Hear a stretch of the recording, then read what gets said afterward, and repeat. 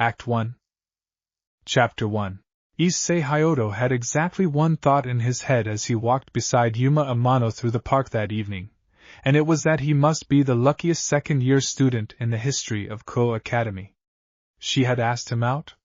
Him, of all people. The boy his own classmates called a pervert behind cupped hands and in front of his face both.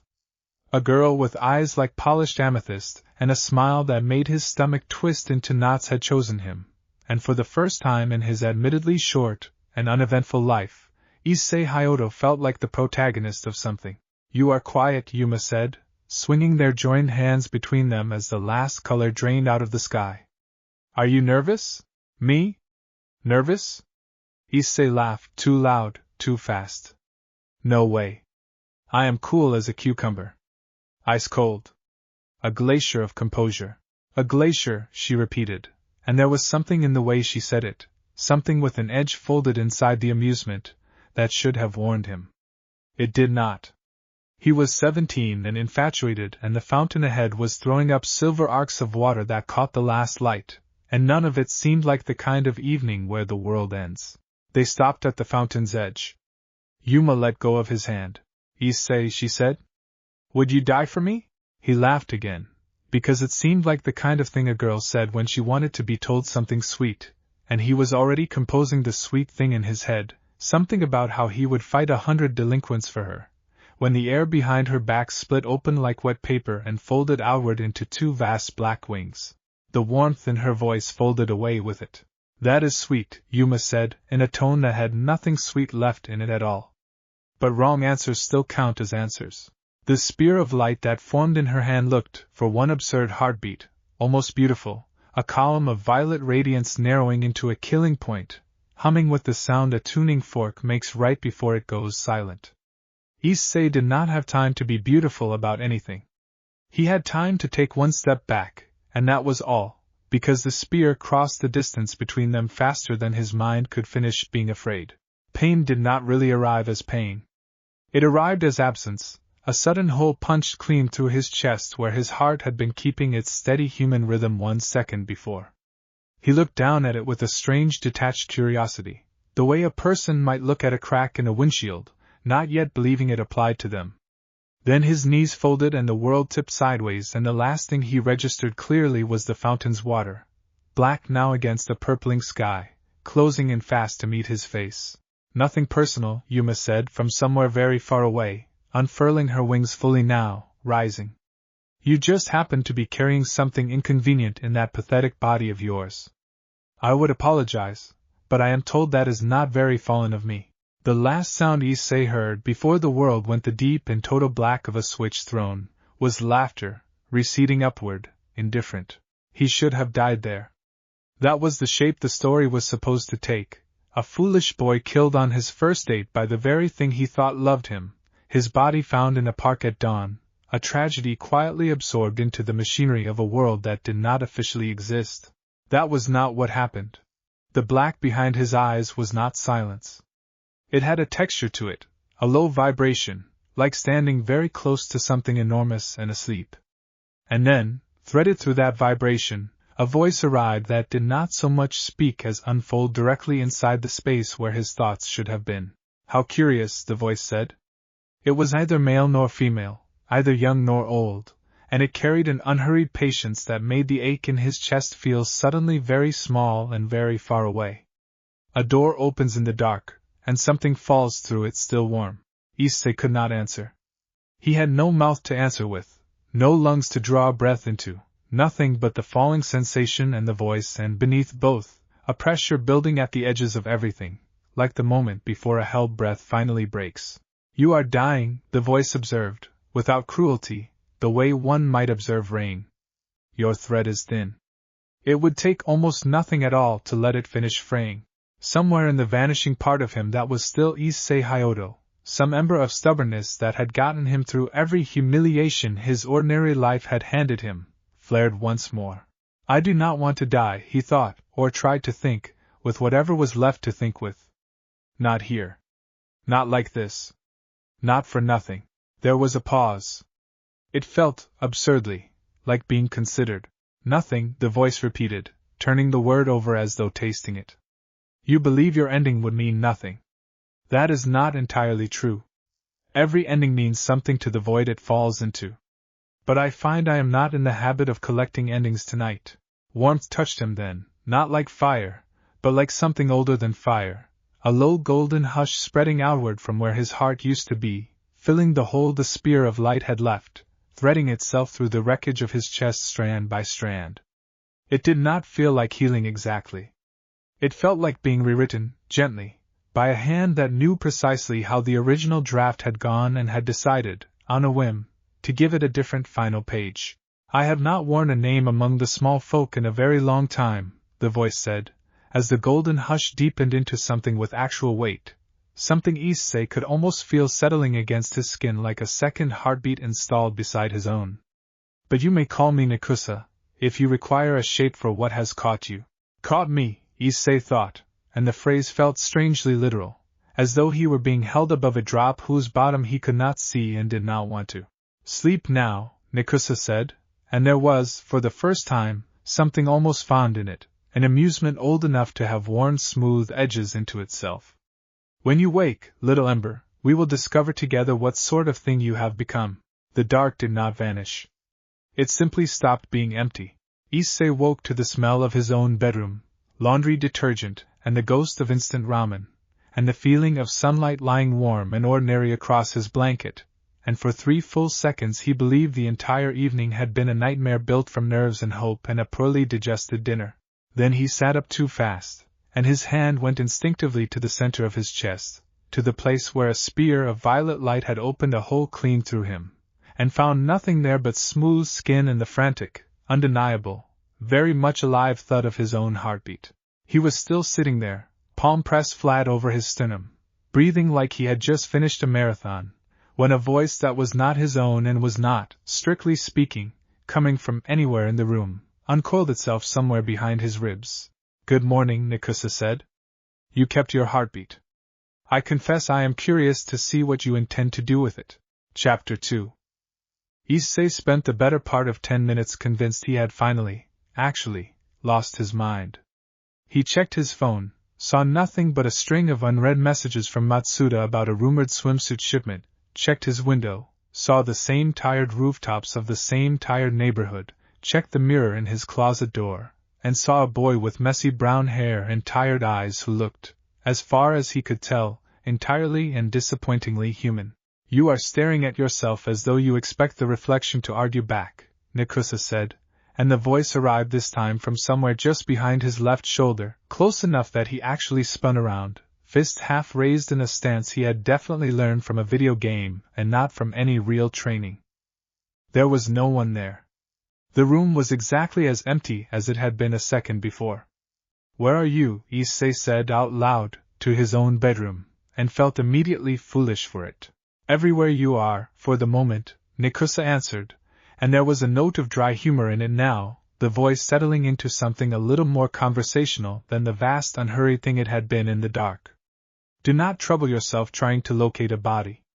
I do not currently possess one that would fit comfortably through your door. Okay, Issei said slowly, sitting back down on the edge of his bed because his legs had started to feel unreliable. Okay. So. Last night. There was a girl. Wings. A spear made of light. I definitely died. And now there is a voice living in my chest that calls itself Nikusa. Is that about right? That is an admirably concise summary, Nikusa said. Most creatures take considerably longer to arrive at acceptance. Some never do. I have not accepted anything, Issei said. I am still deciding between accepting it and assuming I am in a coma. You are welcome to assume that, if it comforts you, Nikusa said. It will not change what happened, but I understand that comfort and truth are not always the same architecture.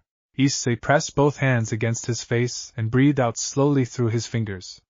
Somewhere underneath the shock, underneath the disbelief, a colder thought was beginning to surface, one that had nothing to do with voices in his head and everything to do with amethyst eyes and black wings and a smile that had turned, in the space of one sentence, from warm to something with teeth in it. She killed me, he said quietly. Yuma. She actually killed me. She did, Nikusa said, and there was no softening in the words, no attempt to cushion them, only a plain and almost gentle honesty. A spear of holy light, through the chest, at close range. You were dead for approximately 4 of your minutes before I intervened. I want you to understand that clearly, little Ember, not to frighten you, but because I find that creatures who understand what nearly killed them make wiser choices about what they do next. Issei sat with that for a long moment. He thought he should be angrier, or more afraid, or crying, or doing any of the things a normal person did after finding out their first girlfriend had murdered them on a park bench. Instead, what rose up in him, slow and strange and entirely unfamiliar, was a kind of quiet clarity, the sensation of a fog lifting off something that had always been there underneath. What are you? He asked finally. Not a ghost. Not an angel. I do not think angels talk like that. What is a Nikusa? That is a longer answer than your morning has time for, Nikusa said, but I will give you the shape of it, since you asked plainly instead of demanding, which I appreciate more than you know. There are things older than the gods your world worships, older than the wars your angels and devils and fallens still fight over scraps of. Before there was light to divide from dark, there was the void, and I am something the void once dreamed, long enough ago that even I have stopped counting the years. Small folk call places like the one I come from many names. Abyss. Outer dark. The space between the pages of a story no one finished writing. I prefer simply the void because it does not pretend to explain more than it is. And you just happened to be passing by when I got murdered, Issei said. Doors between what is inside a dying thing and what lies beyond it open rarely, and only under very specific pressure, Nikusa said. Your death opened one. I was, as it happens, near enough to notice, and curious enough to look through it before it closed. That is the truth, unglamorous as it is. I did not come seeking you specifically. I came because a door opened, and I am, if nothing else, a creature who has always liked open doors. So what happens now? Issei asked. Am I a devil? A ghost with really good customer service? What did you actually do to me? I anchored you, Nikusa said. Your body was already failing, your soul already loosening from it. I did not raise the dead, understand, that particular trick tends to go badly for everyone involved. What I did was refuse to let the thread finish fraying, and in refusing, I bound a portion of what I am into the space your death had opened. You are, as of this morning, still entirely and stubbornly Issei Hyoudou. But you are also, now, carrying something of the void inside you, folded quietly beneath your own heartbeat. Whether that proves to be a gift or a burden will depend rather a lot on you. Issei looked down at his own hands, turning them over as though he might see some visible difference, some new mark or shimmer. There was nothing. Just his hands, faintly calloused from gym class, entirely unremarkable. I do not feel any different, he admitted. You will, Nikusa said. Give it time. And Issei. It was the first time the voice had used his name, and something about hearing it, spoken with that vast unhurried patience, made the hair on his arms stand up. The girl who killed you will very likely come looking for you again, Nikusa said. Not out of malice specifically, though I suspect she has plenty of that to spare, but because whatever she was hunting when she killed you did not die with your old heartbeat. It is still there. Folded into you now, alongside me. She will feel that, eventually, if she has not already begun to suspect it. When she comes, you will not be facing her as the boy who died in that park. I would advise you to remember that, when the moment arrives, rather than discovering it too late. Issei swallowed hard, and for the first time since he had woken up that morning, the fear that should have hit him from the beginning finally landed, cold and real and entirely his own. What was she hunting? He asked. What is folded into me? Nikusa was quiet for a moment, and when the voice returned, it carried something that might, in a being that ancient, have qualified as gentleness. That, Nikusa said, is a very good question, and one I intend to help you answer. But not this morning. This morning, little Ember, I would suggest you go to school, act as though nothing at all is wrong, and pay very close attention to everyone who pays unusual attention to you. I suspect you are about to discover that your quiet little academy has never, in fact, been quiet at all. Chapter 3. Ku Academy looked exactly as it always had, which struck Issei, as he walked through its gates that morning, as faintly absurd. He had died. He had a voice from something called the void living somewhere behind his ribs.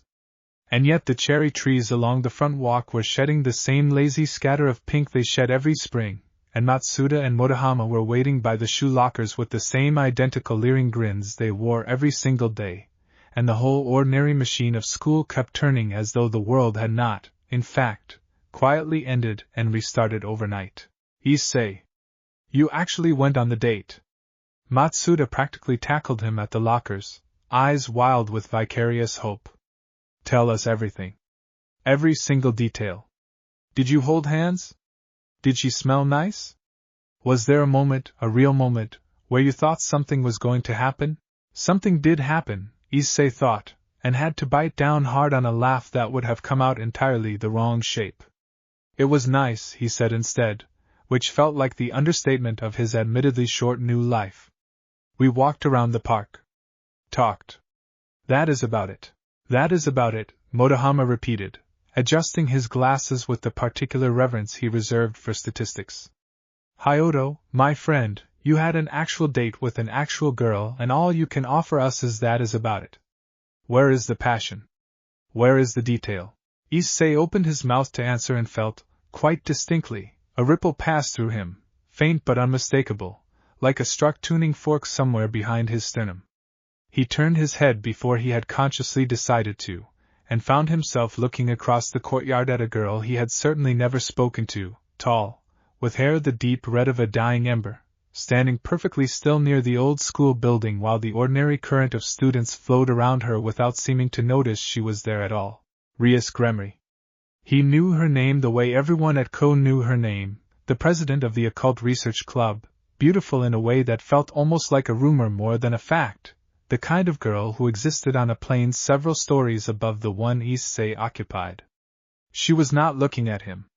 She was looking, he realized with a small cold jolt, directly at the center of his chest, as though she could see straight through his uniform to whatever Nikusa had folded in there. Then, just as quickly, she turned and walked unhurriedly into the old school building, and the strange pressure in Issei's chest eased. You feel that too, he murmured, so quietly that Matsuda and Motohama did not even notice he had spoken. I noticed it the moment she looked your direction, Nikusa said, low and thoughtful in the space behind his thoughts. That is not an ordinary girl, Issei. Whatever she is, she carries a great deal of old power very lightly, the way creatures do when they have worn it so long it no longer feels heavy. I would be cautious of her. Not because I believe she means you harm. Because I believe she is exactly clever enough to notice what you are carrying before you have decided what to do about it. The school day passed in a blur that Issei only half attended to. He sat through 2 periods of classical literature and one of mathematics without absorbing a single sentence, his attention snagging instead on small, strange details he had never noticed before. The way a boy 2 rows over flickered, for less than a second, into something with faintly reptilian eyes before flickering back to ordinary. The way the air near the old school building, visible through the classroom window, seemed to hum faintly, like a held note under the surface of the world. The way, whenever he thought too hard about Yuma, about amethyst eyes and black wings and the memory of a spear splitting the air, something warm and steady pulsed once behind his ribs, as if reminding him he was not, this time, facing it alone. At lunch he found himself walking, without entirely deciding to, toward the old school building, drawn by something he could not quite name, curiosity or dread or the simple magnetic pull of unfinished business. Nikusa did not stop him.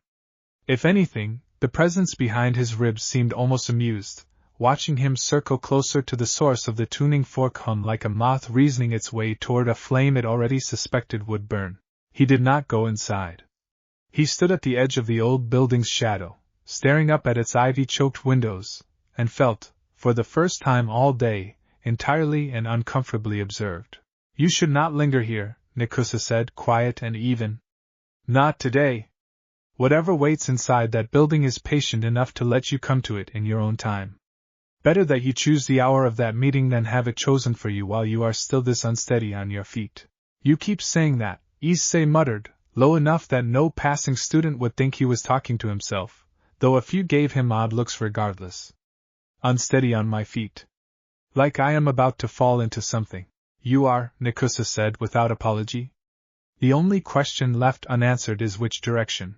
That evening, walking home alone under a sky bruising slowly toward violet, Issei felt the tuning fork hum return, sharper this time, closer, and turned to find a woman waiting at the mouth of the narrow street he usually cut through, leaning against the wall with her arms folded and an expression of lazy, predatory amusement on a face he had never seen before and somehow immediately recognized as dangerous.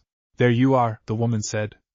Her hair was a deep midnight blue, her coat long and dark, and behind her, folded loosely against her back, were wings the same unmistakable black as the ones that had opened behind Yuma's shoulders the night before. Raynare did say you might still be walking around. I did not quite believe it. Raynare's aim used to be better than that. Issei went very still. Raynare, he repeated. Oh, did she not give you her real name? The woman, Raynare, pushed off the wall and began to walk toward him at an unhurried, confident pace, the kind of walk that assumed the outcome of whatever came next was already decided. How rude of her. Well, no matter. You will not need it for very much longer. Light gathered in her palm, violet and humming, the same terrible column Issei remembered from the fountain, the same sound like a tuning fork about to shatter. He did not run. He was not sure, afterward, whether that was courage or simply the paralysis of a boy who had already learned once, very recently and very personally, exactly how fast that light could move. Issei, Nikusa said, calm and vast and utterly unbothered, from somewhere behind his heartbeat. Breathe. This one is not nearly as careful as the last. Chapter 4. The spear of light left Raynare's hand in a blur, and for the second time in as many days Issei found himself staring down the exact shape of his own death arriving faster than thought. But something was different this time, something he felt a half-second before he understood it, a warmth uncoiling from behind his ribs and spreading outward through his arms, his chest, the soles of his feet, until the evening air around him seemed to thicken, to slow, to bend very slightly out of true. The spear struck a wall that was not there a moment before and was, for the space of one impact, entirely and undeniably there, a curtain of deep violet black that rippled like water and swallowed the light whole without so much as a flicker of strain. Raynare's confident stride broke into a stumbling half-step, her eyes going wide. What? She said flatly, staring at the empty air in front of Issei where her spear had simply ceased to exist. That is not possible. You are human. You are supposed to be human. I have found, Nikusa said, and this time the voice did not stay confined behind Issei's ribs, it poured out of him low and resonant, carrying an edge of something ancient and unhurried and entirely without mercy. That supposed to be is a phrase small folk use a great deal, right up until the moment reality declines to cooperate with their expectations. Issei felt his own mouth move, felt words rise up that were unmistakably his own thoughts but arriving with a confidence he did not, on any ordinary day, possess. I do not know what you were expecting, he heard himself say, but I would really appreciate it if people stopped trying to murder me on my way home from school. Raynare's wariness curdled fast into anger, and a second spear of light bloomed in her hand, larger this time, its hum climbing into something closer to a shriek. Whatever trick you are hiding, she snapped, it will not save you twice. Let us discover that together, Nikusa said, and Issei felt the warmth behind his ribs surge forward again, not this time as a shield but as something with intent, something reaching. He did not decide to raise his hand. It simply happened, the way breathing happens, his palm coming up between himself and the fallen angel, and from it unspooled a thin tendril of the same deep violet black that had swallowed her first spear, stretching out across the narrow street with a speed that startled him more than it seemed to startle her, because her eyes had already gone wide with the particular fear of a predator who has just realized, too late, that the prey has teeth. The tendril did not strike her. It closed, instead, around the spear still forming in her hand, and simply unmade it, the violet light guttering out like a candle pinched between two fingers, leaving nothing behind but a faint smell like burned ozone and the sound of Raynare's sharp, disbelieving breath. Impossible, she said again, backing up a step, wings flaring in preparation for flight rather than fight now, the calculus of the encounter having visibly shifted beneath her. A human boy does not simply eat a light spear out of the air. He does when something older than your entire order has folded itself into his chest, Nikusa said, and there was, underneath the ancient calm of it, something that might almost have been enjoyment. I would suggest you return to whoever sent you and report accurately. This one is no longer the easy kill your friend believed him to be. Calawarner's gaze flicked once, quickly, toward Issei's face, and whatever she saw there, whatever new and unfamiliar thing was looking back out at her from behind his very ordinary brown eyes, seemed to decide the matter for her. She rose into the air in one sharp beat of black wings, hovering just out of reach, fury and confusion warring openly across her face. This is not finished, she said. Raynare will want to know about this personally. I imagine she will, Nikusa said, entirely unbothered. Do give her my regards. Tell her the door she opened did not close the way she expected. Calawarner vanished upward into the darkening sky without another word, and the ordinary sounds of the street, a bicycle bell somewhere, the distant hum of a train, came rushing back in to fill the silence she left behind, as though the whole confrontation had briefly muted the entire world and only now allowed it to resume. Issei stood very still for a long moment, staring at his own hand, at the palm from which a tendril of unmade void had unspooled and swallowed a killing spear whole. His heart was hammering, but not, he realized slowly, entirely from fear. What was that, he said out loud, to the empty street. That, Nikusa said, warm and faintly proud in a way that made something in Issei's chest ache pleasantly, was you, little Ember. Not me acting through you. You, reaching for what I folded into you, and finding it answered your reach. I did not do that part. I want you to understand that clearly. The void does not simply obey. It listens, and sometimes, if the one asking has enough will behind the asking, it chooses to answer. I did not even know what I was doing, Issei admitted, his hand still trembling slightly as he lowered it. Few ever do, the first time, Nikusa said. That is rather the point of a first time. They walked the rest of the way home in a silence that did not feel empty so much as full, Issei turning the last few minutes over and over in his mind, replaying the moment the spear had simply ceased to exist in his palm, and beneath the lingering fear, something new and unfamiliar was taking root, small and stubborn and entirely his own. It felt, he realized as he finally reached his front door and let himself into a house blessedly unaware of anything that had happened, a little bit like hope. Chapter 5. He did not sleep well that night, and when he did sleep, the dreams were strange, not nightmares exactly, but vast and formless, full of a darkness that did not feel empty, full of a low golden hush moving through spaces that had no edges, no floor, no sky, only distance stretching in every direction at once. In the dream he was not afraid. He drifted through the endless dark the way a leaf drifts on still water, and somewhere at the center of it, patient and old and unhurried, something waited that he understood, without being told, was the truest shape of the voice that called itself Nikusa. He woke before his alarm, sat up in the gray pre-dawn light, and found himself saying, quietly, to the empty room, "Show me what you actually look like." If that is even a question that makes sense to ask. There was a pause, longer than any silence Nikusa had left him with before, and for a moment Issei wondered if he had asked something forbidden, something that crossed a line he had not known existed. That is a fair question, Nikusa said finally, and one I have not been asked in longer than your civilization has existed. I do not have a shape the way you understand shape, little Ember. I have had many, borrowed and discarded across ages your history does not record. But if it would ease something in you to see one, I could show you the one I am fondest of. It will cost neither of us anything to try. The air in front of Issei's bed did not so much shimmer as fold, the way a piece of paper folds along a crease that was always there, invisible until pressed.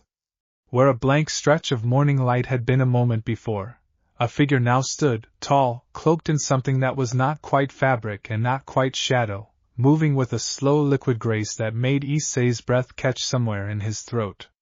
Her hair, if hair was even the right word for it, fell in slow drifting strands the deep black purple of the sky just after sunset, threaded through with faint points of light that pulsed gently, like distant stars glimpsed through smoke. Her eyes, when she opened them, held no pupil at all, only a soft, endless violet, and yet Issei did not feel unsettled looking into them. He felt, instead, oddly steady, the way a compass needle feels steady once it finally finds north. "This is closer to true than most shapes I have worn," Nikusa said, and it was strange, hearing the voice now come from an actual mouth, actual lips curved in an expression of gentle, ancient amusement. "Though I should warn you, little Ember, that I am borrowing a great deal of your own imagination to render it comprehensible to eyes built for a world with only 3 visible dimensions. What you are looking at is a translation, not the original text." "You are beautiful," Issei said before he had fully processed that the thought was going to leave his mouth, and then went instantly, furiously red, clapping a hand over his own face. "I mean, that is, I did not mean to just say that out loud. I am so sorry, that was completely inappropriate given the circumstances of, well, everything." Nikusa's laugh, when it came, was low and warm and entirely unhurried, the kind of laugh that seemed to have all the time in creation to finish itself properly.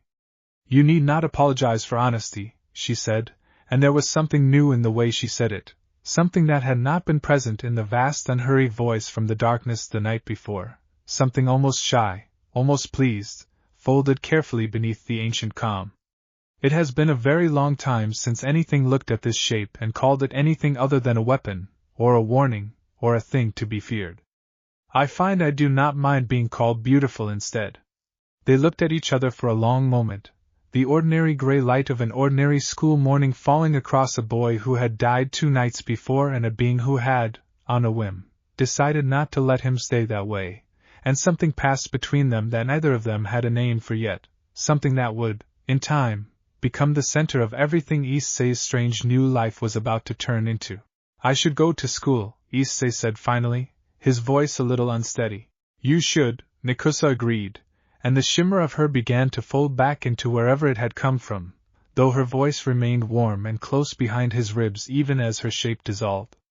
"And Issei, whatever waits for you today, in that old building with the ivy on its windows, or in whatever shadow Raynare chooses to hide herself in next, know that you do not face it as the boy who died on a park bench 3 days ago.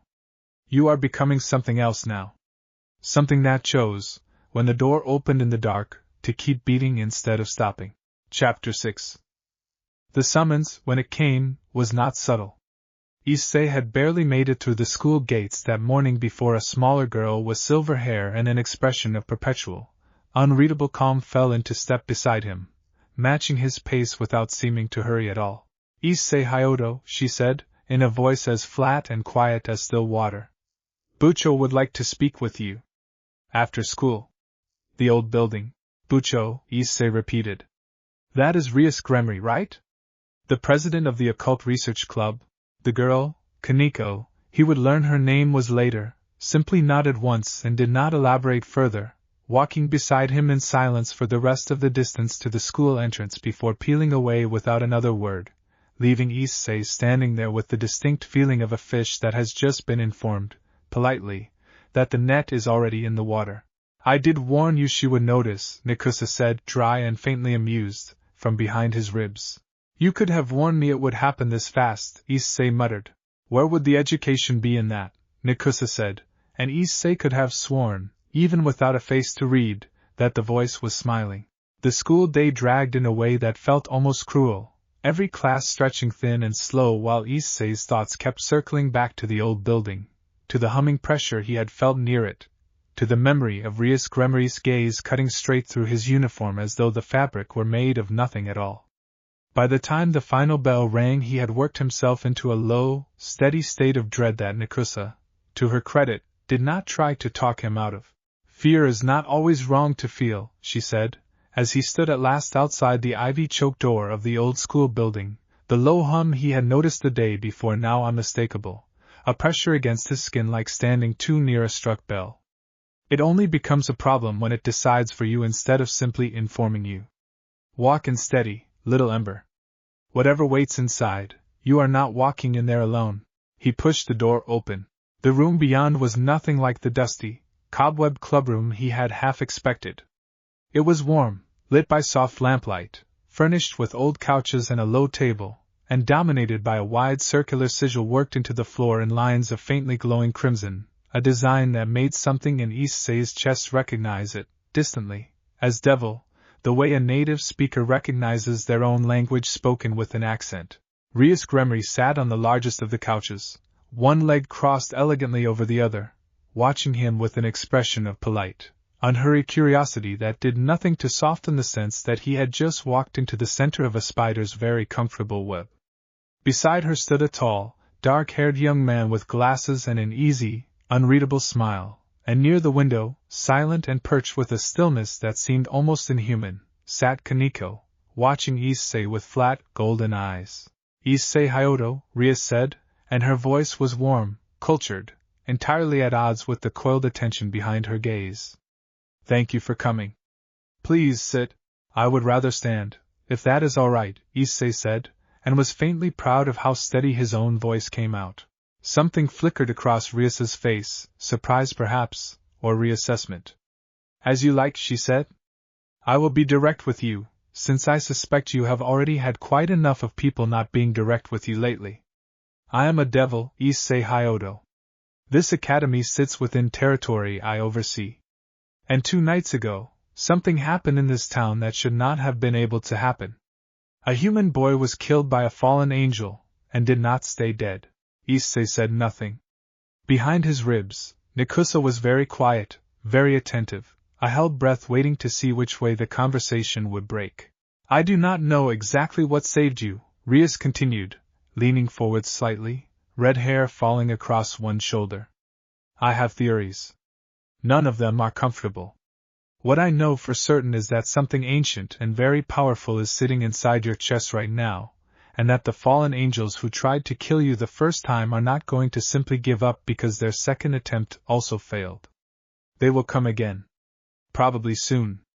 And when they do, I would very much like to know whether you intend to face that alone, or whether you would consider an alliance with someone who has spent considerably longer than 3 days learning how this world actually works."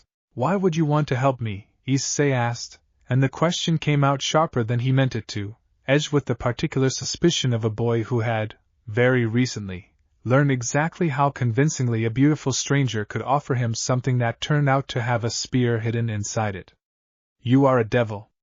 From what little I understand, devils and whatever tried to kill me are not exactly on the same side, but that does not mean you are on mine either." Rias's expression did not change, but something in her eyes sharpened with what might have been approval. "A fair question," she said, "and one I will answer honestly. I want to help you partly because whatever power is inside you now is dangerous enough that I would rather understand it as an ally than encounter it as an enemy later. And partly because this is my territory, and I take it rather personally when fallen angels use it as a hunting ground for human boys who never asked to be caught in the middle of a war 3 factions have been fighting since before either of us was born." "That is at least an honest answer," Nikusa murmured, low enough that only Issei could hear it. "Not the whole truth, I suspect, but an honest slice of it. I would not trust her blindly, little Ember. But I would not dismiss her either. Careful footing, in both directions. I need to think about it," Issei said finally, and watched something like respect settle briefly over Rias's careful expression. "That is a wiser answer than most give me," she said, rising smoothly from the couch. "Take the time you need. But do not take too much of it. Raynare is not a patient creature, and Calawarner's failure last night will only have made her hungrier to finish what she started herself." Chapter 7. She did not wait long. Issei was 3 streets from home, the sky overhead gone the deep bruised purple of full evening, when the temperature around him dropped in a way that had nothing to do with weather. He stopped walking. He did not need Nikusa to tell him what that meant, not anymore. The low hum behind his ribs had already risen into something close to alarm before the first feather drifted down out of the darkness above him, black and slow, catching what little light the street lamps offered. "Issei," Yuma's voice said, from somewhere above, and hearing it again, that same warm cadence that had walked beside him through the park 2 nights before sent a cold jolt straight down his spine that had nothing to do with fear of dying and everything to do with the particular ache of having been so easily fooled. "You are proving to be remarkably difficult to finish killing," She dropped down in front of him without any visible effort, wings spread wide and black behind her, the amethyst eyes he had once thought so lovely now cold and flat and entirely without warmth. Behind her, drifting down in her wake, Warner landed as well, arms folded, watching with an expression that was equal parts wariness and curiosity. You should have told me your real name, Issei said, and was distantly proud that his voice did not shake. Raynare. It is a nicer name than Yuma, honestly. Suits you better. Flattery, Raynare said, tilting her head slightly, from a boy I already killed once. How resilient of you. A spear of violet light bloomed in her hand, larger than the one that had ended him the first time, its hum deep enough that Issei felt it in his teeth. Whatever borrowed power is keeping you upright, I intend to find out exactly what it costs to burn through it.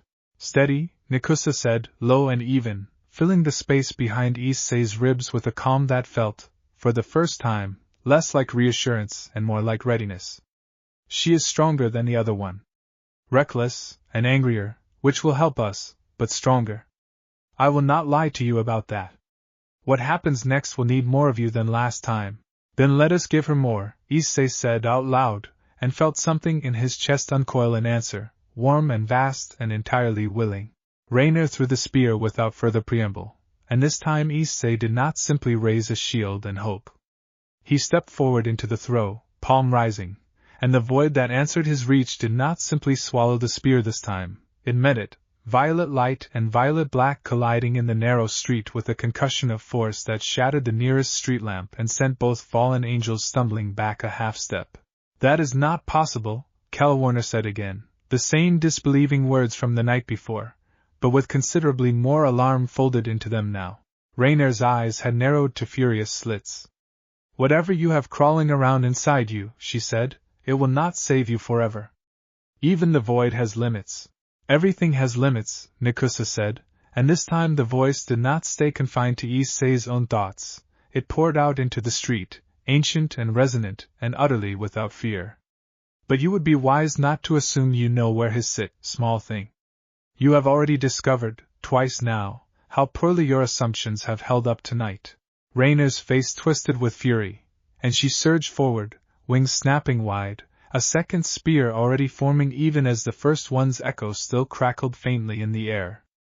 Issei braced himself, the warmth behind his ribs surging to meet the coming strike, and for one suspended, terrible heartbeat it seemed as though the whole night might tip either way. Then the air above them split open, not with violence, but with a soft, deliberate tearing, like a curtain drawn aside by a patient hand, and something vast and dark unfolded out of the space between 1 second and the next, wings that were not feathered like Raynare's or Warner's but seemed woven instead from the same deep violet black that had answered Issei's own reach a moment before.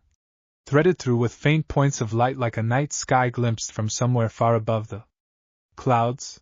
Raynare froze mid-strike, spear guttering in her hand, her eyes going wide with a fear that had nothing performed about it at all.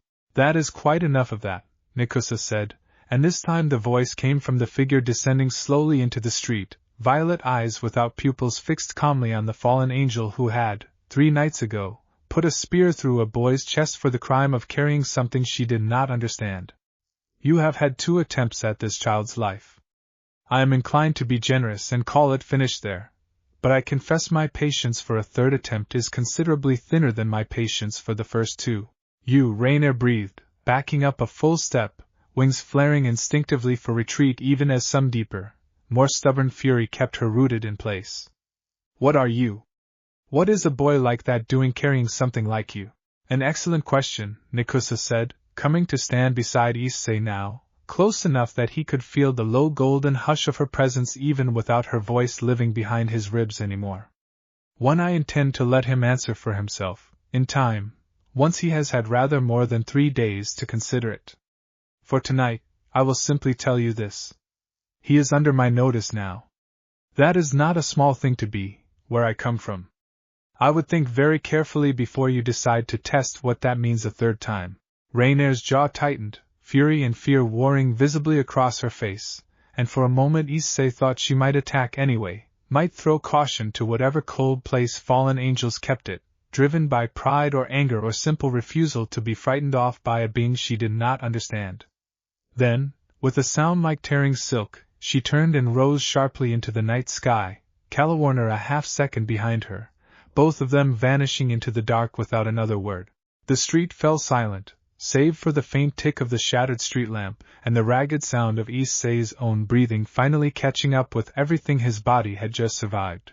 "You have a body," he said, staring up at her, still faintly stunned. "An actual, real, standing here body. Borrowed, and temporary, and costing me a great deal more than I would like to admit," Nikusa said, and there was, beneath the ancient calm, something almost wry in it, almost human. "But yes. I judged the moment worth it." She turned to look at him properly, violet eyes without pupils holding his gaze with a steadiness that made his pulse do something complicated and warm. "You did well tonight, little Ember. Better than well. You met her strike instead of only surviving it.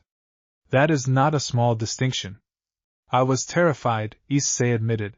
"As you should have been," Nikusa said. "Terror and courage have never been opposites. Only fools believe otherwise." She reached out, and her hand, when it settled against his cheek, was cool and strange and entirely gentle, a touch that felt like it carried the weight of ages behind it and chose, deliberately, to set that weight down softly. "I did not expect, when I looked through the door your death opened, to find anything worth staying for. I find I was wrong about that. I find I do not mind being wrong, in this particular case." Issei's face went predictably, hopelessly red, and he opened his mouth to say something, anything, and found that every clever thing he might have said had abandoned him entirely, leaving only the plain, unguarded truths standing in their place. "I am glad you stayed," he said. Her borrowed shape flickered briefly, like a candle in a draught, the cost of holding it clearly beginning to press against whatever limits she had spoken of, and she smiled, an expression that looked, on that ancient violet-eyed face, unexpectedly soft. "So am I," Nikusa said, and the words settled into the space between them like something being planted, patient and quiet, with every intention of growing. She was gone a moment later, the borrowed shape dissolving back into the low golden hush behind his ribs. But the warmth of it did not fade with her, and Issei walked the rest of the way home under a sky slowly clearing of clouds, his heart beating fast and stubborn and entirely, gratefully alive, already wondering, with a mixture of dread and something that felt dangerously close to anticipation, what the old building with the ivy on its windows would want from him next, and what Raynare, humiliated twice now and burning with a fury that would not simply evaporate into the night, might decide to do about it. Chapter 8. He did not sleep much that night either, though this time it was not fear keeping him awake. He lay on his back staring at the ceiling, replaying the moment her hand had touched his cheek, the strange cool gentleness of it, the way her borrowed eyes had held his without flinching, and felt something in his chest that had nothing to do with violet light or shattered street lamps at all. "You are thinking very loudly," Nikusa observed, somewhere near midnight, amusement threaded plainly through the words. "Sorry," Issei said, though he did not sound especially sorry. "Is that a problem? Can you not, turn it off?" "I could," Nikusa said. "I find I do not particularly want to." He smiled at the ceiling like an idiot, and did not bother hiding it, because there was no one there to see him do it except the one voice in the world he found he no longer minded being seen by. "Can I ask you something?" he said after a while. "You may ask me a great many things," Nikusa said. "I cannot promise every answer will satisfy you. Earlier, when you said you did not expect to find anything worth staying for." Issei turned the sentence over carefully in his head before he let it out into the room. "What did you mean by that? Are you allowed to just, I do not know, leave? Go back to wherever you came from, if I turn out to be more trouble than I am worth?" There was a pause, longer than usual, and when Nikusa answered, the vast unhurried patience in the voice had softened into something quieter, more careful, like a creature choosing its footing on unfamiliar ground. "What I did, when your thread nearly frayed all the way through, is not easily undone," she said. "I bound a part of myself into you, Issei. Not a leash, not a cage, nothing so crude as that. More like a root, sent down into new soil, testing whether the ground will hold it. I could, in theory, withdraw that root, given enough time and enough will, and let you live out whatever remained of an ordinary human life. I did not expect, when I first considered doing so, to find myself reluctant at the thought. But you are reluctant, Issei said quietly. I am, Nikusa admitted, and there was something almost surprised in the admission, as though she were discovering the shape of her own feeling at the same moment she spoke it aloud. I have watched a great many small folk live and die across a great many small folk lifetimes, Issei Hyoudou, and I confess I stopped finding most of them particularly memorable a very long time ago. You are the first in longer than I care to calculate who has made me want to stay and see what happens next, rather than simply observe from somewhere comfortably removed from the outcome. Issei's chest ached in a way that had nothing to do with fear or exertion, a warm, full, slightly overwhelmed ache that he did not entirely have words for yet. I am really glad you did, he said. Stay, I mean. Even if this whole thing is completely insane, and I still do not fully understand what I am supposed to be now, or what Raynare wants from me, or whether Raynare is going to come back with an army of angry fallen angels to finish what she started. Even with all of that, I am glad it was you who looked through that door. You have not even seen the whole of what I am yet, Nikusa said, and there was a warning folded gently into the words, though it did not sound like a threat so much as an honest caution offered by someone who genuinely did not want to be misunderstood. The void is vast, Issei, and old, and not everything it has dreamed into being across its long history has been gentle. I would not have you attach yourself to a shape I wore for one evening in a narrow street, believing it to be the whole truth of what shares your heartbeat now. Then show me more, Issei said simply. I am not going anywhere. Might as well learn the whole picture instead of just the parts that are easy to like.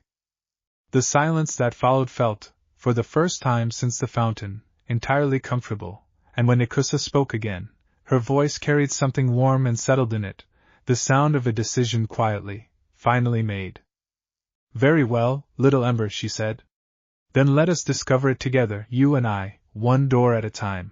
Morning came gray and ordinary over Ko, the same cherry trees shedding the same lazy pink along the same tired streets, and Issei Hyoudou walked to school with a girl he could not see riding quietly behind his own heartbeat, a devil's invitation still waiting unanswered in the old building with the ivy on its windows, and a fallen angel somewhere in the city above him nursing a wounded pride that would not, he suspected, stay quiet for very much longer. He did not know yet what any of it would cost him, or what it would ask of him next, or how much further the void's long shadow would stretch across the ordinary shape of his life before it was through reshaping him. But for the first time since a spear of light had opened a hole through his chest on a quiet park evening, Issei found that he was not afraid of finding out. Chapter 9. He found Rias waiting for him again after school, not summoned this time but simply present, leaning against the gate at the edge of the old building's courtyard as though she had known exactly which hour he would finally arrive at his answer.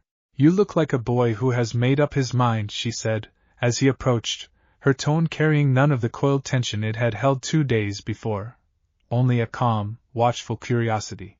I have a lot of questions, Issei admitted. About what I am now. About what you are offering, and what it would cost me.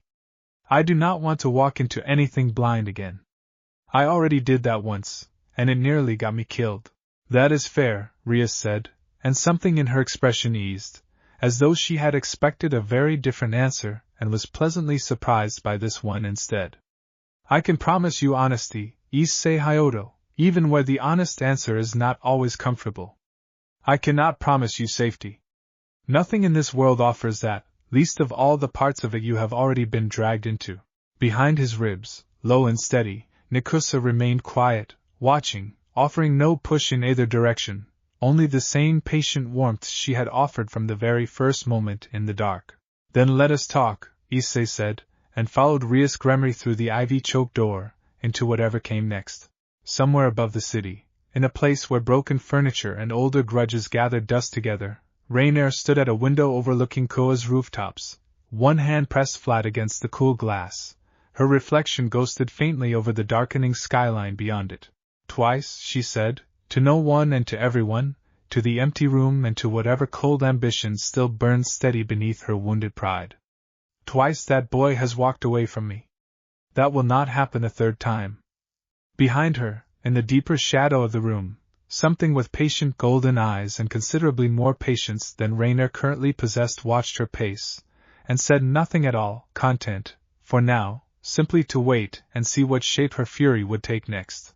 Far below, unaware of the eyes tracking his rooftops and the grudges gathering dust above them, Issei sat across a low table from Rias Gremry, a cup of tea he had not asked for cooling untouched at his elbow, and listened as the president of the Occult Research Club began, carefully and deliberately, to explain the exact size and shape of the world he had fallen into 3 nights before.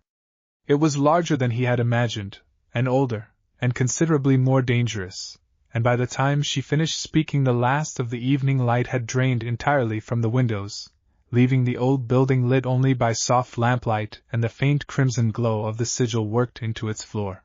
"I will need time to decide," Issei said, when she finally paused to let him speak. "Not because I do not trust you. Because I am starting to understand that every choice I make from here forward is going to matter a great deal more than the choices I used to make, back when the biggest decision in my life was which manga to buy with my allowance." Ria studied him for a long moment, red hair catching the lamplight, and something that looked almost like respect settled quietly over her carefully composed expression. "That," she said, "is exactly the kind of answer that makes me more certain, rather than less, that I want you on my side of this war eventually. Take your time, Issei Hyoudou. Just do not take so much of it that the choice gets made for you instead."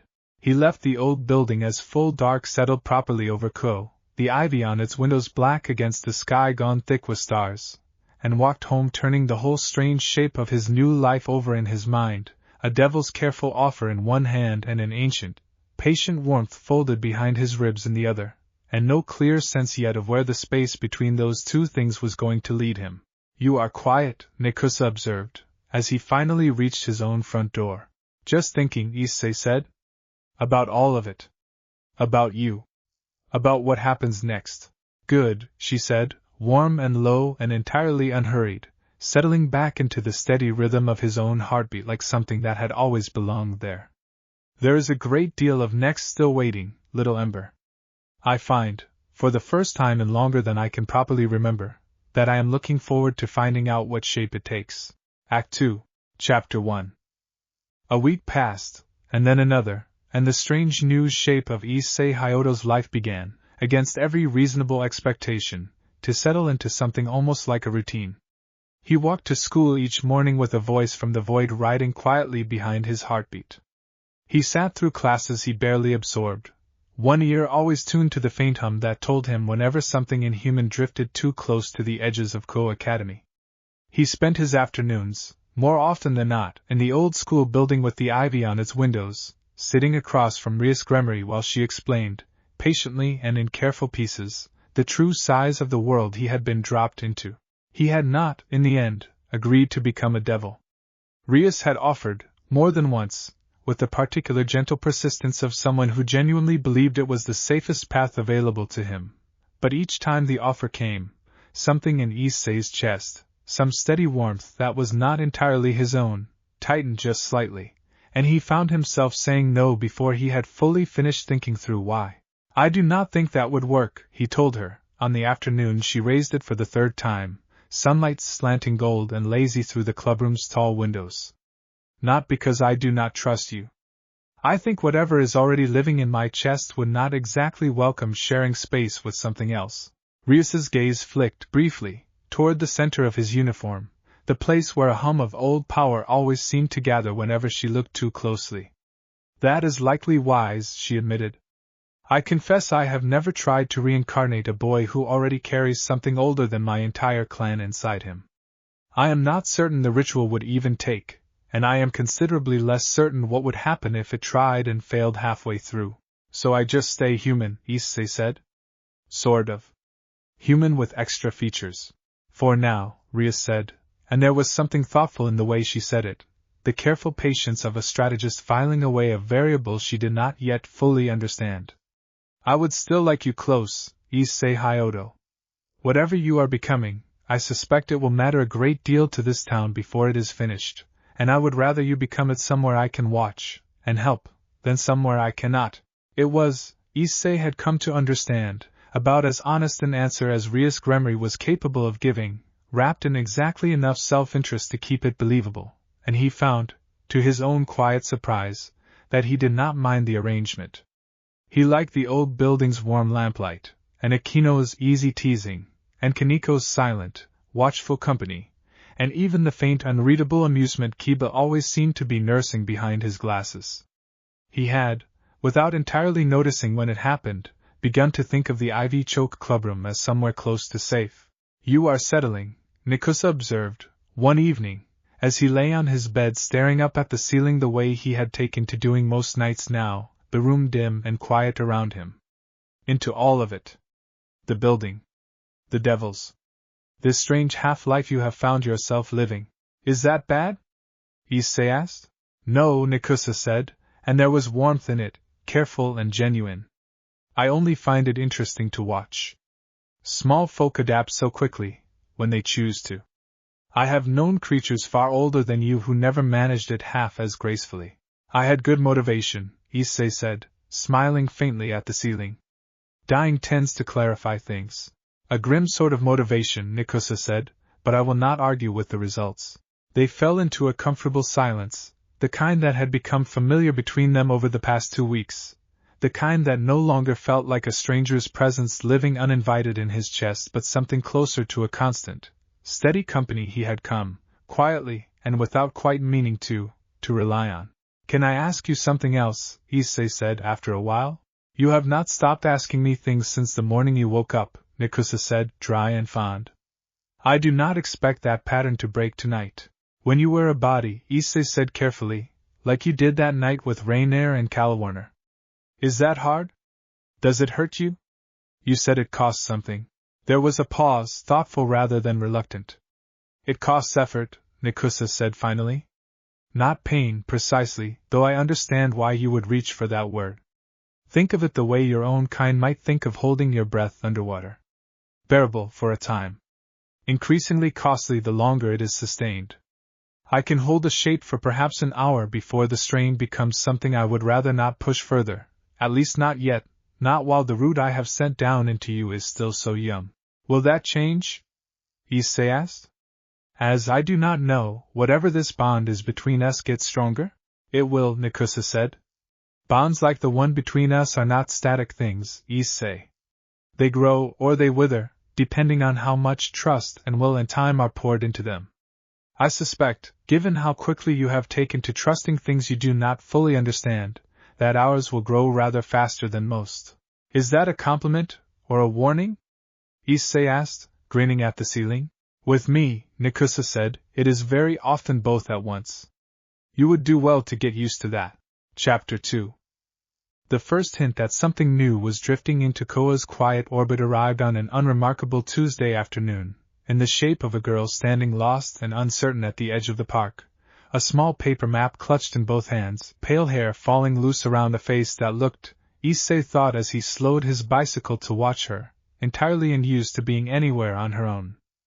She wore clothes that did not quite belong to the season, long sleeves buttoned to the wrist despite the mild afternoon warmth, and there was something in the careful, uncertain way she held herself, shoulders drawn in, eyes darting between the map and the unfamiliar street signs, that made Issei think of a bird that had never before been asked to fly outside its own small cage. "Do you need help finding somewhere?" he asked, pulling his bicycle up beside her before he had fully decided to. She startled, nearly dropping the map, and looked up at him with wide green eyes that held a wariness Issei recognized instantly, the particular caution of someone who had been taught, somewhere along the way, that kindness from strangers usually arrived with a hidden cost attached. "I am looking for a church," she said, her Japanese careful and slightly formal, clearly not her first language. "I was told there was one near here. I seem to have gotten turned around." "There is not really a church in this part of town anymore," Issei said, frowning slightly. "There used to be one, out past the old district, but it has been closed for years. Nobody really goes out there." Something flickered across her face, disappointment folded carefully behind polite composure. "I see," she said. "Thank you for telling me. I will find my own way from here." "I could walk you," Issei offered before he had fully thought it through, and behind his ribs Nikusa stirred, not alarmed exactly, but attentive, the way she always grew attentive whenever something unfamiliar drifted close. There is nothing unusual clinging to her, Nikusa said, quiet and thoughtful, once the girl had accepted the offer with a shy, grateful nod and fallen into step beside him. No fallen taint, no devil's mark, nothing of the factions I would recognize on sight. And yet something about her sits strangely against the world, little Ember. Ask her name, if you would. I am Asia, the girl said, when he asked.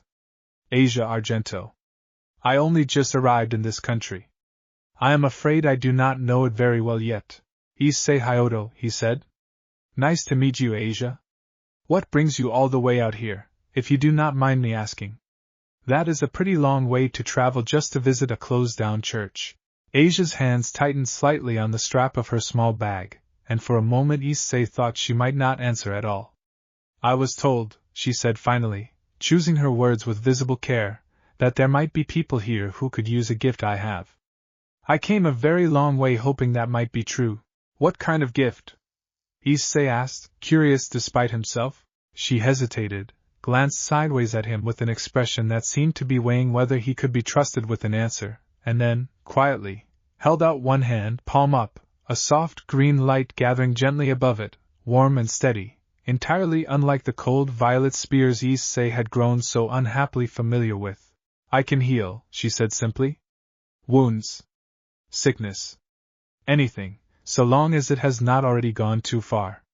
It is the only thing I have ever truly been good at. The light in her palm faded, and Issei stared at the place where it had been, feeling something shift and settle in his chest, a quiet certainty arriving from somewhere behind his own heartbeat. That is a sacred gear, Nikusa said, low and careful. A rare one, and a valuable one, which means she is very likely walking into more danger than she understands simply by existing openly in a town this thick with factions who would each very much like to own what she is carrying. Be gentle with her, Issei. And be careful. I suspect we have just found the reason Raynare has been so quiet these past 2 weeks. Chapter 3. Issei walked her all the way out to the old district, past the shuttered storefronts and quiet, weed-choked lots, until the church rose up ahead of them, its steeple leaning very slightly askew, its windows dark and boarded, the whole structure wearing the particular sad dignity of a building that had once mattered a great deal to a great many people and had since been left to mostly forget itself. This is it, Asia said, stopping at the edge of the overgrown path leading up to its doors, something wistful and hopeful both moving across her face at once. It does not look like much anymore. But I was told the sisters here might still remember me. Do you want me to wait? Issei asked. Just until you know for sure someone is actually here? She looked at him with an expression of open, startled gratitude that made something in his chest ache in an entirely different way than fear did. You do not have to, she said. You have already helped me so much. I do not mind, Issei said, and meant it. She knocked, and after a long moment, the heavy door creaked open, and an older woman in dark robes peered out, wary at first and then, recognizing something in Asia's face, softening all at once into open relief.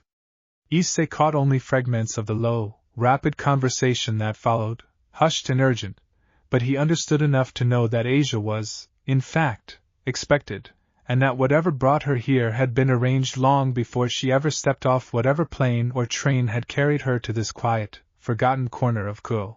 I should go, Asia said, turning back to him once the woman had retreated inside to prepare a room. Thank you, Issei. Truly. I do not think I would have found this place without you. It was nothing, Issei said, and then, because something in him did not want the conversation to end quite yet, added, maybe I will see you around. Ko is not that big a town, once you get used to it. Something small and hopeful bloomed across her face. I would like that, she said, and then, more quietly, almost shy, I do not have very many friends. Not outside people who wanted something from what I can do. It was nice, talking to someone who did not ask about it first. The word settled into Issei's chest with an unexpected weight, and he found himself smiling, a little crooked, entirely genuine. Friends do not need a reason, he said. I will come by sometime, if that is all right. Just to say hello? She nodded, ducked her head with a small, shy smile of her own, and disappeared through the heavy door, leaving Issei standing alone on the overgrown path as the last of the afternoon light slanted gold and low across the leaning steeple above him. That was kindly done, Nikusa said, once he had turned and started the walk back toward the more familiar part of town. She just seemed lonely, Issei said, shrugging. I know what that feels like. Not exactly the same way, but close enough. I suspect it will matter more than you realize, Nikusa said, and there was something careful in the words now, a weight Issei did not entirely understand yet. A sacred gear like hers is precisely the sort of thing certain factions consider a resource rather than a person. I would keep an eye on that church, Little Ember, in the days ahead. I have a suspicion we have not seen the last complication her presence in this town is about to cause. Issei's steps slowed slightly. You think Raynare is going to go after her? I think, Nikusa said, that a fallen angel who has already shown twice how little regard she holds for what a person wants, when weighed against what that person's body or gift can offer her, is not the sort of creature who will simply ignore a healer capable of mending wounds no ordinary medicine can touch. I hope I am wrong. I have learned, across a very long existence, not to plan my caution around hope alone. Chapter 4. 3 days passed quietly enough that Issei allowed himself to half believe the warning had been overly cautious, and in that stretch of ordinary afternoons he found himself, more than once, drawn back out toward the leaning steeple at the edge of the old district, always with some small excuse folded loosely around the real reason, a book he thought Asia might like, a question about the neighborhood she had not yet learned. Simply the itch of wanting to see her small, startled smile. Again, she met him each time at the church's low garden wall, always glancing back once toward the building before stepping fully out to greet him, as though checking that no one had noticed her leaving, and Issei, without quite naming the feeling, began to understand that whatever the sisters inside believed they were sheltering her for, freedom was not really part of the arrangement. They do not let you leave much, do they? He said on the third visit, watching her fingers twist nervously in the hem of her sleeve. They worry, Asia said carefully. About what might happen, if the wrong people learned what I can do. I understand why. I have seen what happens, when the wrong people learn.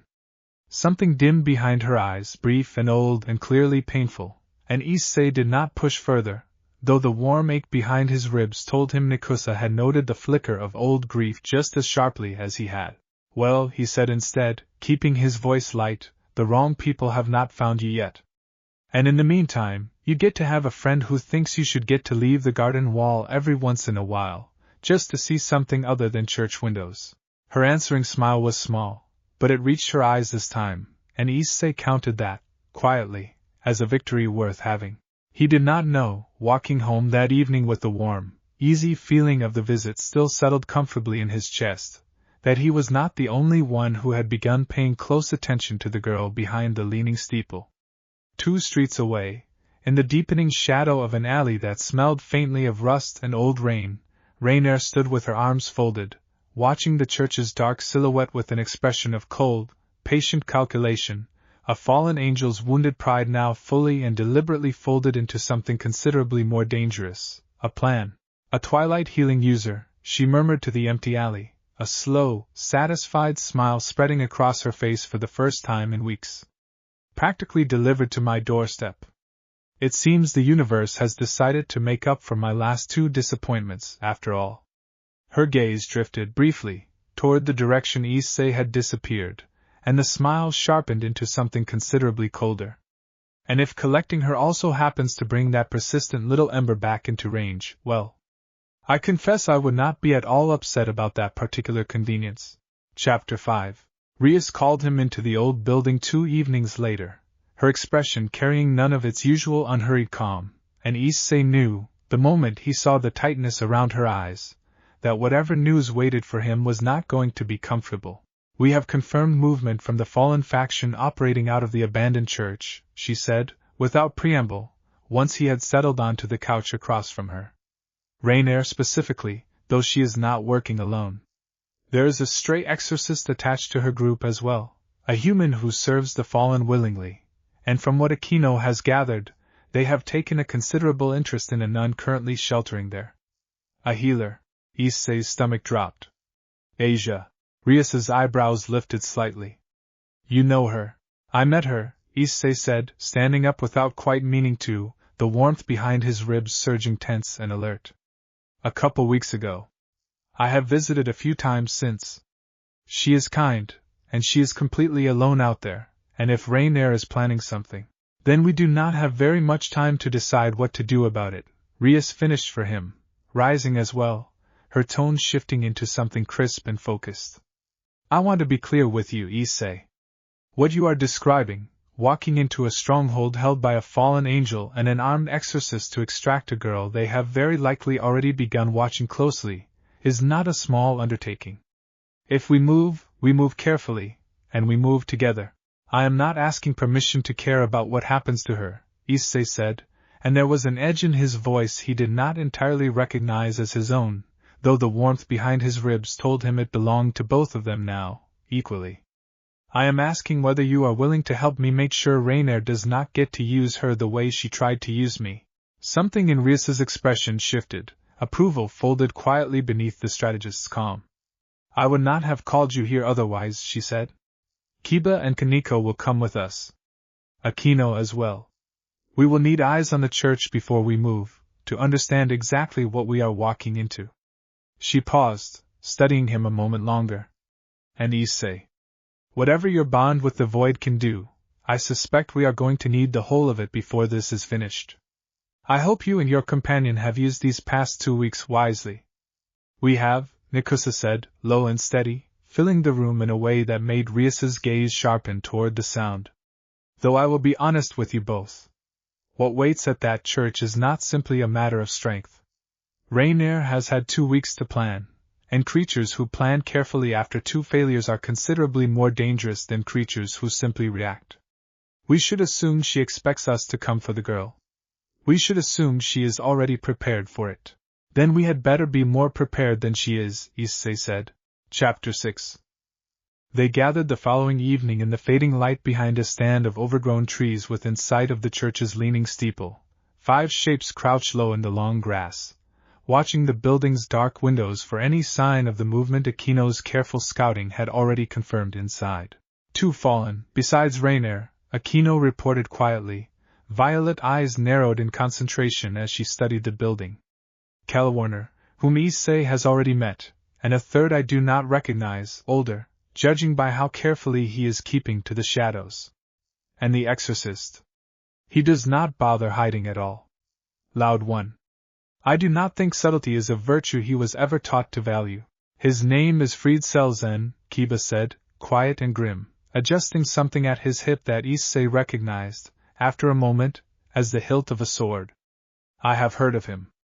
Former church exorcist, cast out for reasons the church does not advertise. He fights like someone who genuinely enjoys it, which makes him considerably more dangerous than someone simply following orders. And Asia? Issei asked, the question tight in his throat. Inside, Akino said. Alive, as far as I can tell. They have not moved against her yet, which suggests they are waiting for something. Possibly for the extraction ritual itself. Whatever preparation that requires. Possibly for us. Her gaze flicked toward Issei, something knowing and faintly amused folded beneath the seriousness. Raynare does seem rather fixated on drawing you back into range, from what little I overheard. Then let us not disappoint her, Nikusa said, low and even, and Issei felt the warmth behind his ribs settle into something focused, patient, ready. We go in fast, Rias said, crimson eyes fixed on the building ahead, and we go in together. Kiba, you take point, clear whatever stands directly between us and the girl. Kaneko, watch our flanks, I do not want any surprises finding us from behind, while we are focused ahead. Akino, I will need your support the moment we engage properly. Raynare is not going to fight fair, and neither should we. Issei. She turned to him, and for a moment the strategist's calm softened into something more personal. Get to the girl the moment the path opens. Whatever else happens in that building, her safety is the reason we came. Issei nodded, and felt Nikusa's warmth curl tighter around his own resolve, steady and certain. Ready when you are, he said. They moved as the last light finally drained from the sky, 5 shapes crossing the overgrown churchyard in near silence, and Issei, walking at the center of them with his heart hammering and the low golden hush of something ancient riding steady behind his ribs, thought, with a strange and sudden clarity, that whatever waited behind those heavy doors, he was no longer the boy who had walked helplessly into a spear of light 3 weeks before. He was, for better or worse, becoming something considerably harder to kill. Chapter 7. The heavy doors gave way easily, too easily, and Issei understood, the moment they crossed the threshold into the church's dim, candlelit nave, that easy had never meant safe in this particular equation. Fried Selzen was waiting for them, perched casually on the edge of an overturned pew, a strange bladed weapon resting loose across his knees, an unhinged grin spreading wide across his face the instant he spotted them filing through the door. "Well, well," he said, delight practically dripping from every word, "would you look at this? The little devil princess brought her whole toy collection out to play. And here I thought tonight was going to be boring." "Where is she?" Issei said before anyone else could speak, the warmth behind his ribs sharpening into something with a distinct edge. "Oh, the healer?" Fried's grin widened further, cruel and delighted. "Upstairs, being ever so useful. You will forgive me if I do not simply point the way, though. Raynare was quite specific about wanting the brown-haired one kept busy down here while she finishes her business up there. And honestly..." He rose off the pew in one fluid, unsettling motion, the bladed weapon in his hand catching the candlelight with a wet gleam. "I have been dying, absolutely dying, for a decent fight since I got stuck babysitting fallen angels in this dusty old building." Kiba stepped forward without hesitation, sword already drawn, expression as calm and cold as still water. "Then let us not disappoint you," he said, and the two of them closed the distance in a blur of motion, steel ringing against whatever strange substance formed Fried's blade, sparks scattering bright across the shadowed nave. "Go," Rias said sharply, over the rising clash of the fight already unfolding, crimson power gathering visibly around her clenched fist as she stepped forward to reinforce Kiba. "Issei. Now. We will hold the ground floor." Issei did not need telling twice. He broke into a run, past Kaniko's small, ferocious form already meeting a second exorcist blade with bare fists that seemed to strike with considerably more force than her size suggested possible, past Akino's rising lightning crackling bright against the church's high stone ceiling, up a narrow staircase toward whatever waited above, his heart hammering and the warmth behind his ribs surging forward to meet whatever came next. "Careful," Nikusa said, tight and focused, as he took the stairs 2 at a time. "Raynare has had 2 weeks to plan for this exact moment, Issei. Whatever she has prepared, assume it is worse than what you are imagining." He reached the top of the stairs, breathing hard, and found himself in a narrow candlelit chamber, and the sight waiting for him there stopped his heart cold in his chest for one long, terrible second. Asia hung suspended above a wide crimson circle worked into the stone floor, her wrists bound in chains that glowed faintly with the same violet light Issei had learned, painfully, to recognize, her eyes closed, her face pale and slack, some slow golden light being drawn out of her chest in a thin, steady thread and gathered into a small crystalline vessel hovering just beneath her.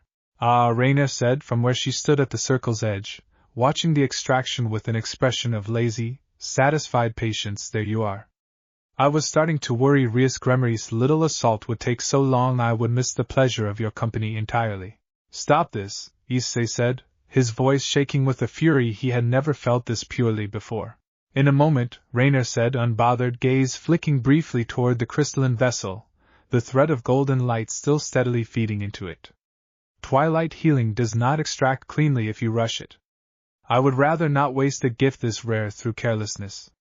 Her gaze returned to Issei, sharpening into something considerably colder.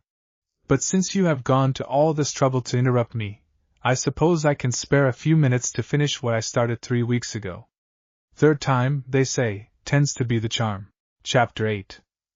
The spear of light that formed in Raynare's hand this time was larger than either of the ones before it, its hum deep enough to rattle the small chamber's narrow windows, and Issei, staring at it, felt something in his chest that was no longer only fear. "Let her go," he said, low and steady, "and I promise you will walk away from this. Keep going, and I am not sure that offer stays on the table."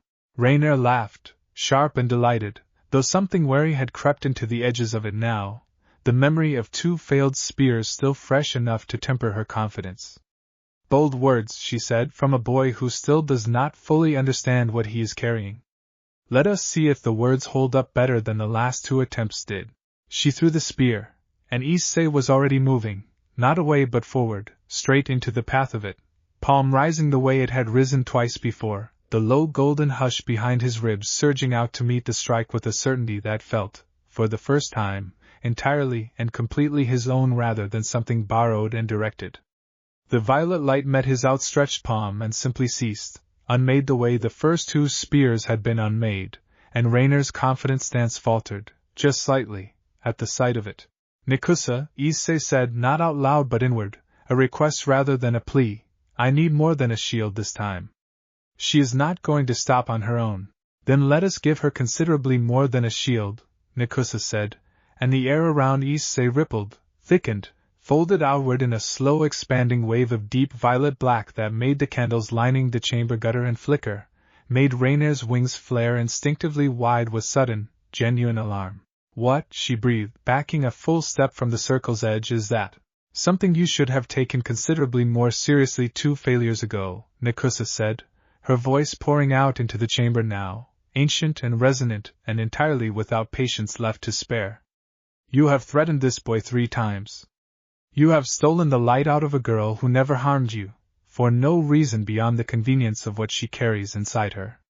I told you once already that my patience for such things runs thinner than you seem to believe.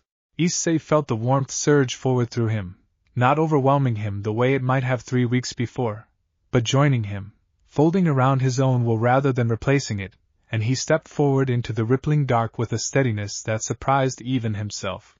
Release her, he said again, and this time the words carried weight, carried the low hum of something ancient standing directly behind them. Last chance?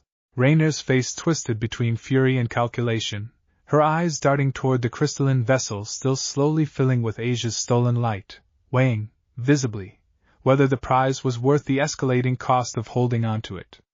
Then, with a snarl of frustrated fury, she flung out a hand toward the chains binding Asia, not to release her, but to yank her bodily off the crimson circle and hold her, suddenly, as a shield against her own chest, a fresh spear of light forming instantly against the unconscious girl's throat. Careful now, Raynare said, breathing hard, eyes wild with the particular desperation of a plan unraveling faster than she could adjust to it. One more step, and this becomes considerably messier than either of us wants. Issei froze, every instinct screaming at him to close the distance, and every ounce of sense screaming louder that closing it now would end very badly for the girl trembling unconscious against Raynare's chest. Steady, Nikusa said, low and careful, the rippling dark around them stilling, gathering, waiting. She is cornered, Issei, and cornered things make desperate choices. We do not need to close the distance to end this. We only need to be patient a moment longer than she is. Chapter 9. Downstairs, the fight had tipped, hard, against freed cells, and the moment Rias added her own crimson power to Kiba's relentless blade work, and the exorcist, grinning even as a thin line of blood traced down his cheek, finally broke away from the clash with a wild, delighted laugh. Fine, fine, he called, backing toward a side door with his strange blade held loose and ready. I know a losing hand when I am dealt one. But do give Raynare my regards, would you, when this is all over? Assuming, of course, there is a when this is all over that includes her still breathing. He vanished through the door in a blur, and Rias, breathing hard but otherwise unshaken, turned immediately toward the narrow staircase Issei had disappeared up minutes before. Go, she said to Kiba and Kaneko, both already moving. Now. I do not like how long that has been quiet. They reached the top of the stairs just as the standoff in the narrow chamber above reached its breaking point, Raynare's spear still hovering dangerously close to Asia's throat, Issei standing frozen at the edge of the rippling violet dark that had gathered, patient and enormous, around him. Ah, Raynare said, spotting the new arrivals in the doorway with a flicker of genuine alarm crossing her composed fury. The rest of the toy collection. How convenient. Perhaps one of you would like to explain to your little friend here that closing this distance any further gets his precious healer's throat open before he can so much as blink. Or, Nikusa said, and something in the way the word arrived, calm and certain and edged with an ancient patience finally, fully spent, made Raynare's eyes snap back toward the center of the rippling dark with sudden, unmistakable dread. You could simply notice that you are no longer standing where you believe yourself to be standing. Raynare's confused glance downward revealed the truth a half-second too late. The violet-black dark had not simply gathered around Issei while she postured and threatened. It had spread, slow and silent, and entirely unnoticed beneath the cover of her own rising panic, and now coiled loosely but unmistakably around her own ankles, rooting her exactly where she stood.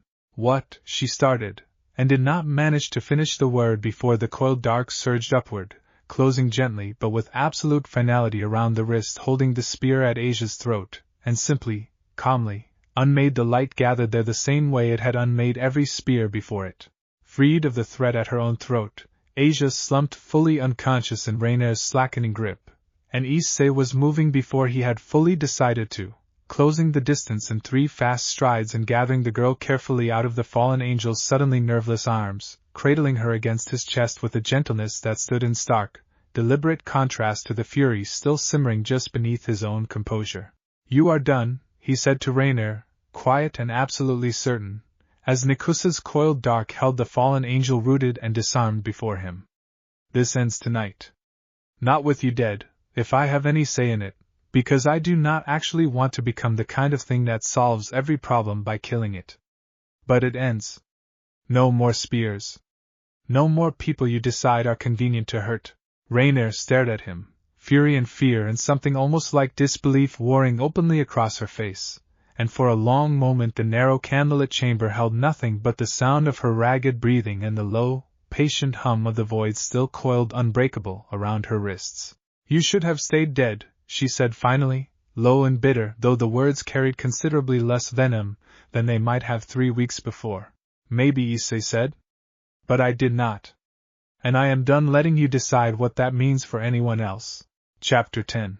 The higher authority that finally arrived to settle the matter came not in a blaze of righteous light but in the unassuming shape of a tired-looking man in a rumpled coat, materializing quietly in the church's ruined nave just as the last of the fighting settled into an uneasy stillness, his presence enough to make even Raynare, still held loosely by Nikusa's coiled dark upstairs, go visibly, carefully still. "Azazel sends his apologies for the delay," the man said, addressing Rias directly with the weary courtesy of someone who had cleaned up a great many messes exactly like this one. And his gratitude that this did not escalate into something considerably harder to quietly resolve. "Rogue elements acting outside sanctioned orders are, I am told, becoming rather more common than the Grigori would like." His gaze drifted upward, toward the narrow staircase, toward whatever presence he could clearly sense radiating down from the chamber above. "I would very much appreciate being allowed to collect them without further incident, if that is agreeable." "That depends," Rias said, crimson eyes steady, "on what happens to them afterward." "Discipline," the man said simply. "Removal from active duty at minimum. Possibly worse, depending on what the full accounting reveals. I will not insult you by promising more specificity than that. What I can promise is that they will not be troubling this town, or that boy upstairs, again." His gaze flicked toward Issei, who had come part way down the stairs with Asia still cradled carefully against his chest, and something sharp and curious moved behind the man's tired eyes. "Interesting. I had heard rumors of something unusual walking around Ko these past weeks. I confess the reports did not do it justice. I would rather you kept your curiosity to rumors, for now," Nikusa said, low and even, from somewhere close behind Issei's shoulder, and the man's eyebrows rose fractionally at the sound, though he did not press further. "Fair enough," he said, inclining his head with a courtesy that felt, despite everything, genuine. "I have quite enough to explain to my superiors already without adding whatever that is to the report." He turned back to the stairs, already moving to collect what remained of Raynare's shattered plan. "My thanks, Rias Gremory. And my apologies, again, for the trouble one of my own caused this territory." He disappeared upward, and a few quiet minutes later, disappeared entirely, taking Raynare and a subdued, wary Calawarner with him, leaving the ruined nave suddenly, strangely peaceful in the aftermath, candlelight flickering low over overturned pews and scattered debris. Chapter 11. Asia woke slowly, hours later, in a warm, unfamiliar bed within the old school building's private quarters, blinking up at an equally unfamiliar ceiling before her gaze finally found Issei, sitting patiently in a chair pulled close beside her, relief breaking visibly across his tired face the moment her eyes opened. "Hey," he said softly. "You are safe. It is over." She stared at him for a long, disoriented moment, piecing together fragments of memory, chains and candlelight and a golden thread being drawn slowly out of her chest, and something in her face crumpled, not into fear, but into a kind of overwhelmed, grateful disbelief. "You came for me," she said, voice small and unsteady. "I thought, when they took me, I thought that was simply how it was always going to end. I did not think anyone would." "Of course I came," Issei said, and the simple, unguarded honesty of it seemed to undo something in her, tears rising fast and sudden, though her small, watery smile made clear they were not entirely sad ones. "You are my friend Asia. I do not exactly have a habit of leaving my friends behind." She laughed, a small, wet, startled sound, and wiped at her eyes with the back of one hand. "I have never really had a friend say that to me before," she admitted. "Not one who meant it, anyway." "Well," Issei said, smiling, "get used to it." "I mean it plenty." Rias appeared in the doorway a moment later, arms folded, an expression of careful, thoughtful appraisal settling over her features as she studied the girl now sitting up carefully against her pillows. "You are welcome to stay here," she said, "as long as you need. Longer, if you would like. I imagine returning to that church is not a particularly appealing thought right now, and I confess I would rather keep a twilight healing user somewhere I can watch over properly, given how eagerly certain factions seem to want to collect what you carry." Asia's gaze flicked, hesitant and hopeful, toward Issei, and he nodded, a small, encouraging smile settling across his face. "It is a good offer," he said. "And it means you would actually get to leave the garden wall whenever you wanted, for once." She laughed again, brighter this time, and something in the room, in the whole exhausted, relieved aftermath of the night, settled into a warmth that felt, to Issei, very much like the beginning of something good finally taking root after a great deal of danger had tried very hard to uproot it before it could. Chapter 12. He walked home alone in the deep, quiet hours after midnight, the streets of Ko empty and washed silver under a clear sky, and for the first time in what felt like a very long stretch of tension, Issei let himself simply breathe, exhausted and relieved and, underneath both, quietly proud of everything the night had asked of him and everything he had somehow, against every early expectation, managed to give. "You did well tonight," Nikusa said, warm and steady behind his ribs, once the adrenaline had finally begun to drain out of his limbs and leave him simply, ordinarily tired. "Better than well.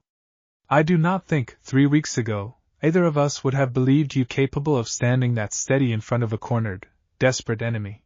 "I had help," Issei said, smiling faintly at the empty street ahead. "You had a partner," Nikusa corrected gently. "There is a difference, little Ember, and I would like you to understand it clearly. I did not carry you through that chamber tonight. I stood beside you while you carried yourself through it, and reached for me only when the moment truly called for it. That is not a small distinction. That is, in fact, precisely the thing I hoped, when I first folded myself into you, that you might eventually become capable of." Something warm and full settled in Issei's chest at that, entirely separate from the low golden hush of Nikusa's own presence, something that felt, simply, like being proud of himself for the first time in longer than he could easily remember. "Can I ask you something?" he said, slowing his steps as he neared his own front door. "Always," Nikusa said. "Earlier tonight," he said carefully, "in that chamber. When you said your patience for what she had done had run out. It did not sound like patience running out over strategy. It sounded personal." There was a pause, and when Nikusa answered, her voice carried something quiet and unguarded that Issei had not heard from her before, not even in the private dark of his own bedroom late at night. "It was personal," she admitted. "I have watched a great many small folk suffer across a great many small folk lifetimes, Issei, and mostly, I confess, I have watched from somewhere comfortably removed, the way one watches weather pass over a landscape. I did not expect to find myself standing inside a narrow, candlelit room, genuinely and fully furious on your behalf, The way I found myself tonight, watching that spear hover near your friend's throat. Another pause, softer still. I did not expect, when I first looked through the door your death opened, that I would come to care this much about what happens to the small, stubborn heartbeat I chose to save that night. And yet here we are. Issei stood very still on his own front step, the quiet street empty around him, his chest full of something warm and enormous and entirely unfamiliar in its size. I am really glad it was you, he said softly, who looked through that door. So am I, little Ember, Nikusa said, and the words settled into the night air between them like something quietly, permanently taking root. So am I. Chapter 13. Life in Ko settled, in the days that followed, into something Issei had never quite expected to have, a strange and steadily widening circle of people who knew exactly what he was and had decided, each in their own careful way, that the knowing did not change how they treated him. Asia moved into a small room in the old school building within the week, and took to trailing after Issei during lunch breaks with the shy, delighted persistence of someone still not entirely convinced her good fortune was going to last, and Issei found himself, more often than not, deliberately slowing his pace so she would not have to hurry to keep up. You spoil her, Aquino observed one afternoon, watching the two of them from across the clubroom with an expression of warm, teasing amusement. It is sweet, honestly. I do not think anyone has been quite that gentle with her before. She has had a hard enough life already, Issei said, shrugging, though a faint warmth crept into his ears at the observation. Figured she deserved a little easy for once. Careful, Nikusa murmured, low and dry, for his ears alone. I am fond of you, little Ember, but I am not above noticing when your heart is trying to keep more than one door open at once. It is not like that, Issei muttered back, low enough that only she would hear, and felt the warmth in his ears deepen considerably. I did not say it was a problem, Nikusa said, and there was genuine amusement folded through the words now, unbothered and entirely without jealousy. I only said I noticed. A heart with room enough to care for more than one person is not a flaw, Issei. I have simply never shared space this closely with one before, and I find I am curious to see where it leads. Kaneko, perched nearby with a small plate of pocky balanced on one knee, glanced between Issei's reddening ears and the empty air where Nikusa's voice always seemed to be coming from, and said nothing at all, though the faint, knowing quirk at the corner of her mouth suggested she had caught considerably more of the exchange than either of them realized. Chapter 14. It was Kiba who brought the news, 3 days later, arriving in the clubroom with an expression carefully schooled into neutrality that fooled precisely no one who had spent any real time around him. Bucho, he said, there is a letter. From the Phoenix family? The temperature in the room seemed to drop several degrees all at once, Risa's carefully composed expression going, for just a moment, entirely and unmistakably rigid before smoothing back into something practiced and calm. I see, she said, in a voice pitched very carefully level. Leave it on the table. I will read it shortly. Aquino's teasing warmth had vanished entirely, replaced by a watchful, protective stillness, and even Kaneko had gone quiet in a way that felt considerably heavier than her usual silence. What is a phoenix? Issei asked, quietly, once Kiba had set the letter down and retreated, and the question seemed to land in the room like something dropped from a great height. An old and powerful devil family, Rias said, not looking up from the sealed letter now sitting untouched on the low table. Old friends of mine, my family would say. Old obligations, I would say, if I were being honest instead of polite. She reached for the letter finally, breaking the seal with a care that did not match the tightness visible in her jaw. My family has, for some time now, been trying to arrange a marriage between myself and their youngest son. I have been, for some time now, doing everything in my power to avoid that particular fate. Issei's stomach tightened, uneasy and unfamiliar, watching her scan the letter's contents, her expression cooling further with every line. They are growing impatient, Rias said finally, setting the letter down with a controlled precision that somehow communicated far more fury than simply crumpling it would have.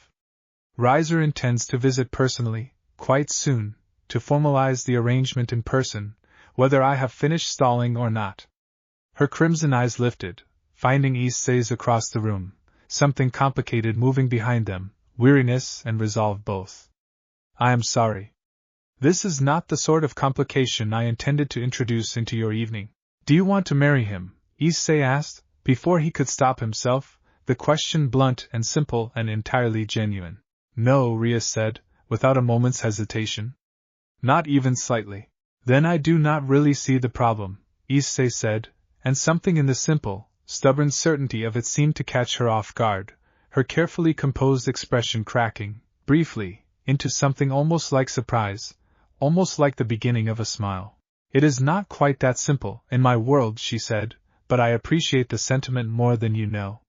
She straightened, folding the letter away with a decisiveness that suggested the strategist behind her eyes had already begun turning the problem over, searching for whatever angle might yet let her slip free of it.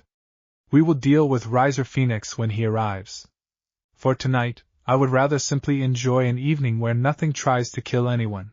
That, Nikusa said, warm and dry, low enough for only Issei to hear, would make a refreshing change of pace, I will admit. Though I confess, little Ember, I have already learned better than to expect this town's quiet moments to last very long. She was not wrong. But for one evening at least, sitting in the warm lamplight of the old clubroom with Asia's shy laughter drifting from the corner where she and Kaneko had settled into an unlikely, gentle friendship, and Akino's teasing warmth slowly restoring itself around the room, and Riasa's tension easing, bit by careful bit, back into something closer to her usual unhurried calm, Issei allowed himself to simply sit inside the ordinary. Hard-won piece of it, the low golden hush of Nikusa's presence settled. Steady in content behind his own heartbeat, and let the coming complication of Riser Phoenix wait, for now, at the quiet edge of tomorrow. Chapter 15. Later that night, long after the clubroom had emptied and the walk home had carried him back into the familiar quiet of his own room, Issei lay awake turning the evening over in his mind, Riasa's carefully guarded tension, the strange cold weight of the name Phoenix, the way she had looked at him for just a moment like his blunt, simple certainty was something she had not realized she needed to hear. You are thinking about her again, Nikusa observed, without any particular edge to it, simply an observation offered into the quiet dark of the room. I am thinking about all of it, Issei admitted. Her. Asia. You. It feels like every time I think I have finally caught up with my own life, something else gets added to the pile. That is rather the nature of the world you have stepped into, Nikusa said. It does not slow down to let you catch your breath simply because you would prefer it to. I would be lying if I told you that changes any time soon. Does that bother you? Issei asked. Having to keep pace with all of it. With me, getting pulled into one complication after another. No, Nikusa said simply, and there was no hesitation in it at all. I chose this, Issei, the moment I chose not to let your thread finish fraying. I did not choose a quiet life. I chose you, and everything that comes tangled up alongside you, complications included. I find, rather to my own surprise, that I do not regret the choice even slightly, not even on the nights it costs us both considerably more than either of us expected to pay. Issei smiled at the ceiling, warm and tired and entirely content in a way he had not expected, 3 weeks ago, a life this strange could ever make him feel. Good, he said. Because I think there is a lot more complications still coming. Undoubtedly, Nikusa said, dry and fond. Sleep now, little Ember. Whatever Riser Phoenix turns out to be, I suspect we will both want to be rested for it. He closed his eyes, the low golden hush of her presence settling steady behind his heartbeat the way it had every night for 3 weeks now, familiar now in a way that felt less like something strange living inside him and more, simply, like a part of himself he had not known, until a spear of light opened a door in the dark, that he had been missing all along. Outside his window, the sky over Ko stayed clear and quiet and full of stars, indifferent to the letter sitting sealed on a low table in an old-school building, indifferent to the fire-haired devil already turning over a dozen desperate strategies behind a carefully composed calm, indifferent to whatever the arrival of a Phoenix clan's youngest son was about to set loose across the fragile, hard-won peace Issei Hyoudou had only just begun to believe he might actually get to keep. But peace, however hard-won, was rarely a thing this particular world allowed to stay quiet for very long, and somewhere beneath the stars, already crossing the distance between one life and the interruption of it, something was coming that would ask considerably more of Issei, and of the ancient, patient warmth folded so carefully into his chest, that neither of them had yet been asked to give. Chapter 16. The following morning arrived gray and ordinary, and Issei walked to school with Asia falling into cheerful step beside him partway down the block, her small satchel of borrowed textbooks clutched carefully against her chest, a shy, growing confidence settling more visibly into her posture with every day that passed since the church. Kaneko said she would teach me how to make the sweet buns properly today, Asia said, brightness threading easily through her careful, still slightly formal Japanese. The ones from the bakery near the station. She says I have been doing the folding wrong? You have been doing everything wrong, according to Kaneko, Issei said, grinning. She told me my form in training was, I quote, embarrassing for someone carrying that much power around. She is not wrong, Nikusa said, dry and amused, for his ears alone. Your footwork last night left considerably more openings than a creature your size should be leaving. You are supposed to be on my side, Issei muttered. I am entirely on your side, Nikusa said. Which is precisely why I want your footwork to stop being embarrassing. Asia glanced at him curiously, catching only his half of the exchange, and Issei waved a hand, smiling. Nothing. Nikusa is just being helpful in the way that also happens to be a little bit mean. I like her, Asia said simply, with the same open, uncomplicated warmth she seemed to extend toward nearly everyone she met these days. Even though I cannot hear her the way you can, she always feels very warm, whenever she is near you. Warm and very old, like standing near a fire that has been burning a long, long time. Something in Issei's chest ached, warm and full, at the description, and he felt Nikusa's presence curl gently around the words, quiet and pleased. That is a kind way to put it, he said. I only say what I feel, Asia said, and smiled up at him, bright and easy, and Issei found himself thinking, not for the first time, that whatever strange and dangerous shape his life had taken since a spear of light opened a hole through his chest, it had also, somehow, brought him people worth every bit of the danger that came bundled alongside them. They reached the school gates just as the first bell began its distant ring, and Issei watched Asia hurry ahead toward her own classroom with a small, delighted wave over her shoulder, and stood for a moment longer in the thinning morning crowd, feeling the ordinary weight of his school bag on one shoulder and the extraordinary, steady warmth of Nikusa behind his ribs, and thought that whatever Riser Phoenix turned out to be, whatever fresh complication waited somewhere just past the horizon of this fragile, hard-won peace, he would meet it the same way he had met everything since that night in the park. Not alone. Never quite alone anymore. Come on, little Ember, Nikusa said, warm and fond and entirely unhurried, as he finally turned and made his way toward his own classroom.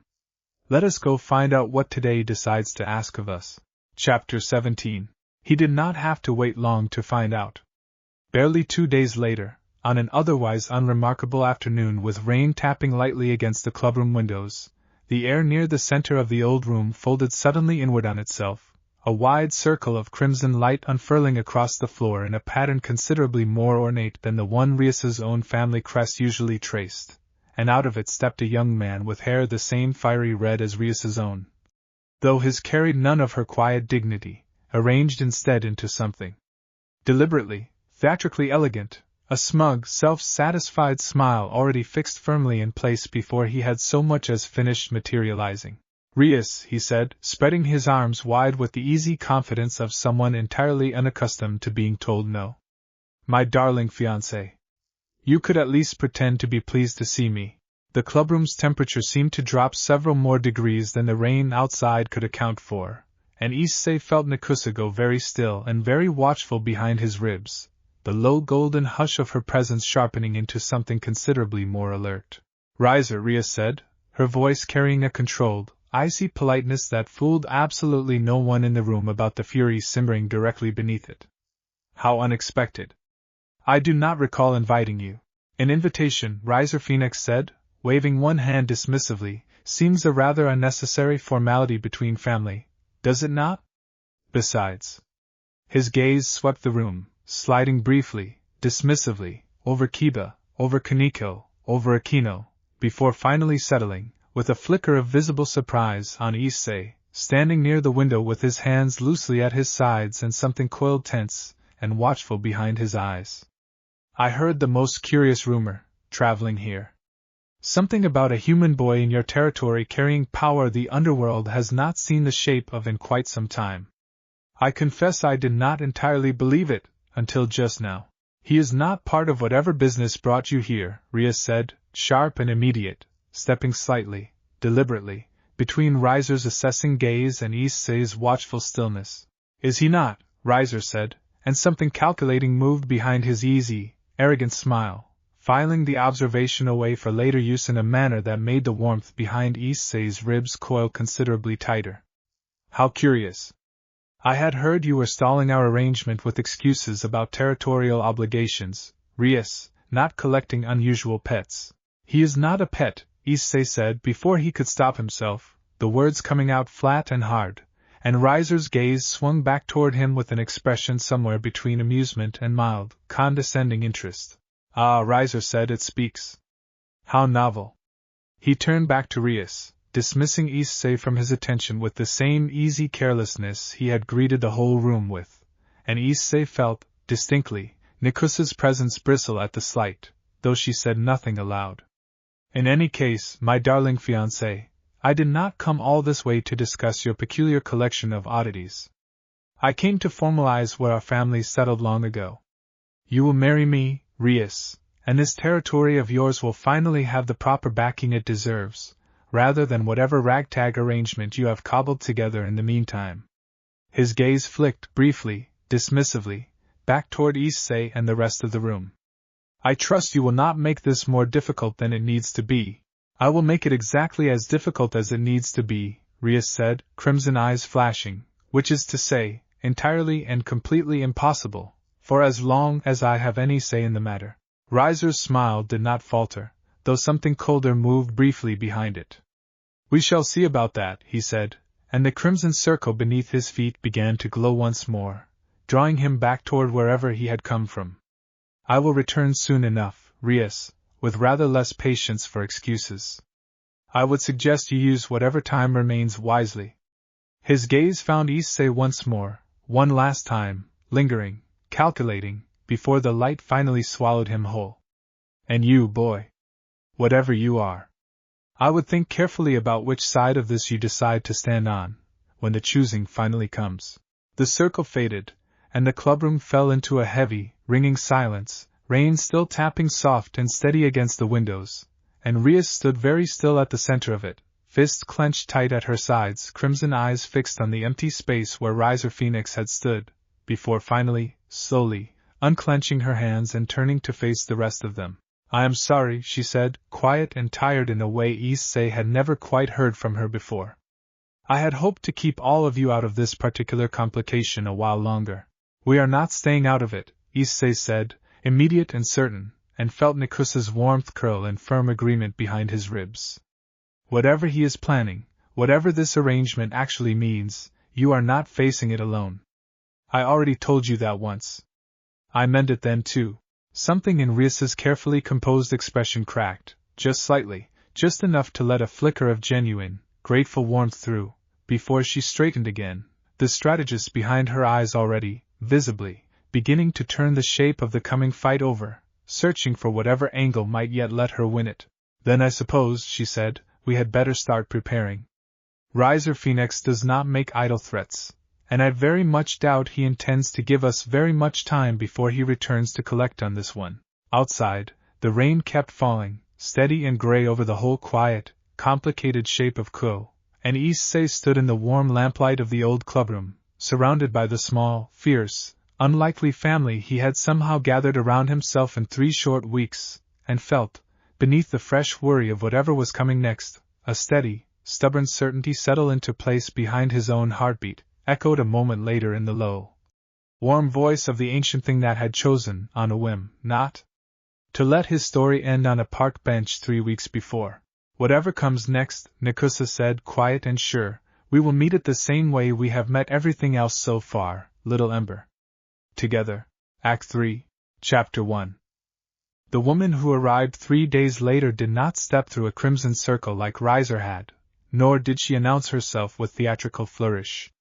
She simply appeared in the clubroom doorway one quiet evening, silver-haired and silver-eyed, dressed in a maid's uniform of impeccable formality, and the moment she crossed the threshold every single person in the room, Rias included, rose immediately to their feet with a swiftness that told Issei, more clearly than any explanation could have, exactly how much authority she carried. Grafia, Rias said, and there was a careful, formal respect in her voice that Issei had not heard her use with anyone else, not even the tired man who had come to collect Raynare weeks before. Rias, the woman said, inclining her head with precise, economical grace. I trust you know why I have come. I can guess, Rias said, jaw tightening. Lord Phoenix has grown impatient with your continued delays, Grafia said, her tone carrying no particular warmth and no particular cruelty either, simply the flat, unhurried authority of someone accustomed to delivering difficult news without softening it. Your family has asked me to formalize the matter properly. Riser will arrive shortly to receive your answer in person, before witnesses, so that there can be no further question of the arrangement's legitimacy. Rias's hands curled into fists at her sides, though her voice, when it came, stayed level. And if my answer is still no? Then Lord Phoenix has authorized one alternative, Grafia said. A raiding game. If you can defeat Riser and his peerage in official combat, the engagement will be dissolved, and your family will have no further grounds to press the matter. If you lose. She paused, letting the weight of the unfinished sentence settle fully into the room before continuing. The marriage proceeds immediately, and without further negotiation.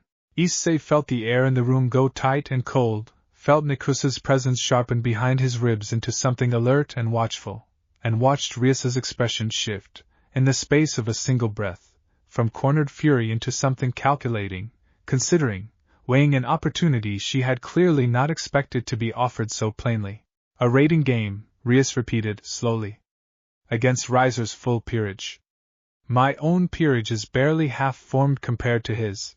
That is, I imagine, rather the point, Grafia said, without inflection. Lord Phoenix does not offer wagers he expects to lose.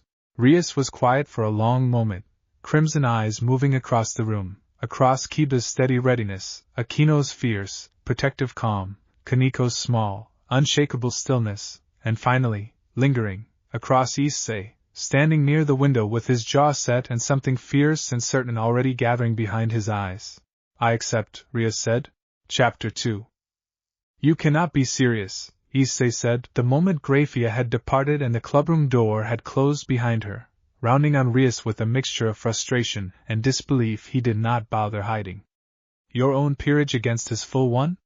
You just told us 3 weeks ago that his family backing was exactly the kind of advantage you did not have.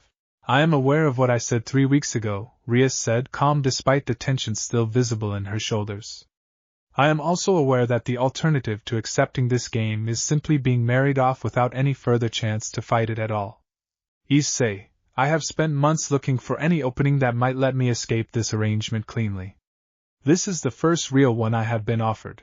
Then we prepare properly, Kiba said, quiet and steady, stepping forward with the particular focused calm of someone who had clearly already begun turning strategy over in his mind. How much time do we have before the game itself, Bucho? 10 days, Rias said. Grafia will return to formalize the terms and set the exact date, but Riser will not want to wait longer than that. He is confident enough in his peerage's strength that delay serves him nothing. 10 days, Akino murmured, exchanging a look with Kiba that carried a weight of shared, practiced concern. That is not very long to close the kind of gap we are looking at. It is what we have, Rias said. And I would rather spend it training than arguing about whether the choice was wise. Her gaze found Issei's again, steady and searching. Which means I need to know, honestly, what you and your companion are capable of bringing into a fight like this. I have seen you unmake a fallen angel's spear with your bare hand, Issei, but a raiding game is not a single desperate confrontation in a candlelit chamber. It is a sustained battle against 6 trained fighters, each of them considerably more experienced than the enemies you have faced so far. Issei felt Nikusa's presence gather thoughtful and quiet behind his ribs before the ancient voice finally answered, low and even, filling the room with its familiar unhurried weight. We have been careful, these past weeks, Nikusa said, testing only what circumstances demanded and no further, because a bond this young grows best when it is not pushed past what it can safely bear. But I will not pretend the potential sitting untested inside this boy is small. If you are asking whether we can be ready in 10 days, Raynare, I believe the honest answer is that we can be considerably more ready than we currently are, provided the training is deliberate, and provided Issei is willing to push himself harder than he has needed to push so far. I am willing, Issei said, immediately, no hesitation in it at all. Something in Rias's expression eased, just slightly, gratitude folded quietly beneath the strategist's calm. Then let us begin tomorrow, she said. All of us. 10 days is not much time. I intend to waste none of it. Chapter 3. The training that followed was unlike anything Issei had done before, not the disciplined swordwork Kiba practiced or the controlled bursts of demonic power Akino and Rias wielded, but something stranger, something Nikusa guided from somewhere deep behind his own ribs, patient and exacting in a way that reminded him, more than once, of a teacher who genuinely believed he was capable of more than he currently understood himself to be. Again, Nikusa said, standing in her borrowed shape at the edge of the clearing behind the old school building, violet eyes without pupils watching him with an intensity that made his pulse quicken even through the exhaustion already settling into his limbs. You are still reaching for the power the way you reached for it that first night, all at once, all urgency. That worked when the moment demanded it, but it will exhaust you within minutes against 6 opponents who intend to keep you exhausted on purpose. Issei straightened, breathing hard, sweat cooling against his skin in the cool evening air. Then how am I supposed to reach for it? Gently, Nikusa said, and stepped closer, close enough that Issei could feel the low, steady hum of her presence even outside his own chest now. The void is not fire, Issei, something you throw and are done with. It is depth. You do not need to hurl yourself into it every time you need it. You need only open a door, take what the moment requires, and close it again, leaving the rest patient and waiting for the next door. She reached out, resting one cool hand lightly over his sternum, exactly where the hole had once opened 3 weeks before. Try again. Smaller. Quieter. Trust that smaller and quieter can still be enough. He closed his eyes, breathed out slowly, and reached, not with the desperate urgency of a boy facing down a killing spear, but carefully, the way he imagined easing open a heavy door rather than kicking it in, and felt, for the first time, the void answer him with something that did not cost nearly as much to summon, a thin, steady tendril of deep violet-black curling loose and controlled around his outstretched hand. Better, Nikusa said, warmth threading plainly through the single word. Considerably better. Do it again. They worked long past sunset, past the point where Issei's arms trembled and his breath came ragged and uneven, and somewhere in the middle of that exhausted, patient repetition, something shifted, some understanding settling into place that had nothing to do with technique and everything to do with trust, the growing certainty that the power folded into his chest was not a weapon he wielded so much as a partner he was slowly, carefully learning to move alongside. You are doing well, Nikusa said, near the very end of the night, when Issei finally sank down onto the grass, too exhausted to stand a moment longer, and she settled beside him, her borrowed shape flickering faintly at the edges from the strain of holding it this long. Better than I expected this early? I confess I am rather proud of you, little Ember. I could not have done any of it without you, Issei said, tipping his head back to look up at the stars beginning to emerge overhead. No, Nikusa agreed, and I could not have done any of it without you either, understand that clearly. This is not a gift I am giving you from somewhere above you, Issei. It is something we are building together, one careful door at a time. I want you to hold on to that, in the days ahead. Whatever we face in that game, we face it as partners, not as a boy carrying borrowed power. Chapter 4. The days that followed blurred together into a steady rhythm of training and exhaustion and small, hard-won progress, each evening finding Issei a little steadier, a little quicker to open the doors Nikusa had taught him to find, a little more confident in the strange, vast partnership settling into place between them. Rias drilled strategy with him separately, walking him through the particular rules and structure of a raiding game, the 8-piece system devils used to organize their peerages, the particular strengths and likely tactics of the pieces Riser was known to favor. He relies heavily on his queen, Rias explained one evening, spreading a rough sketch of Riser's known peerage across the low table between them. A woman named Eubelina, extremely dangerous with explosive magic, and considerably more disciplined than the rest of his peerage tends to be.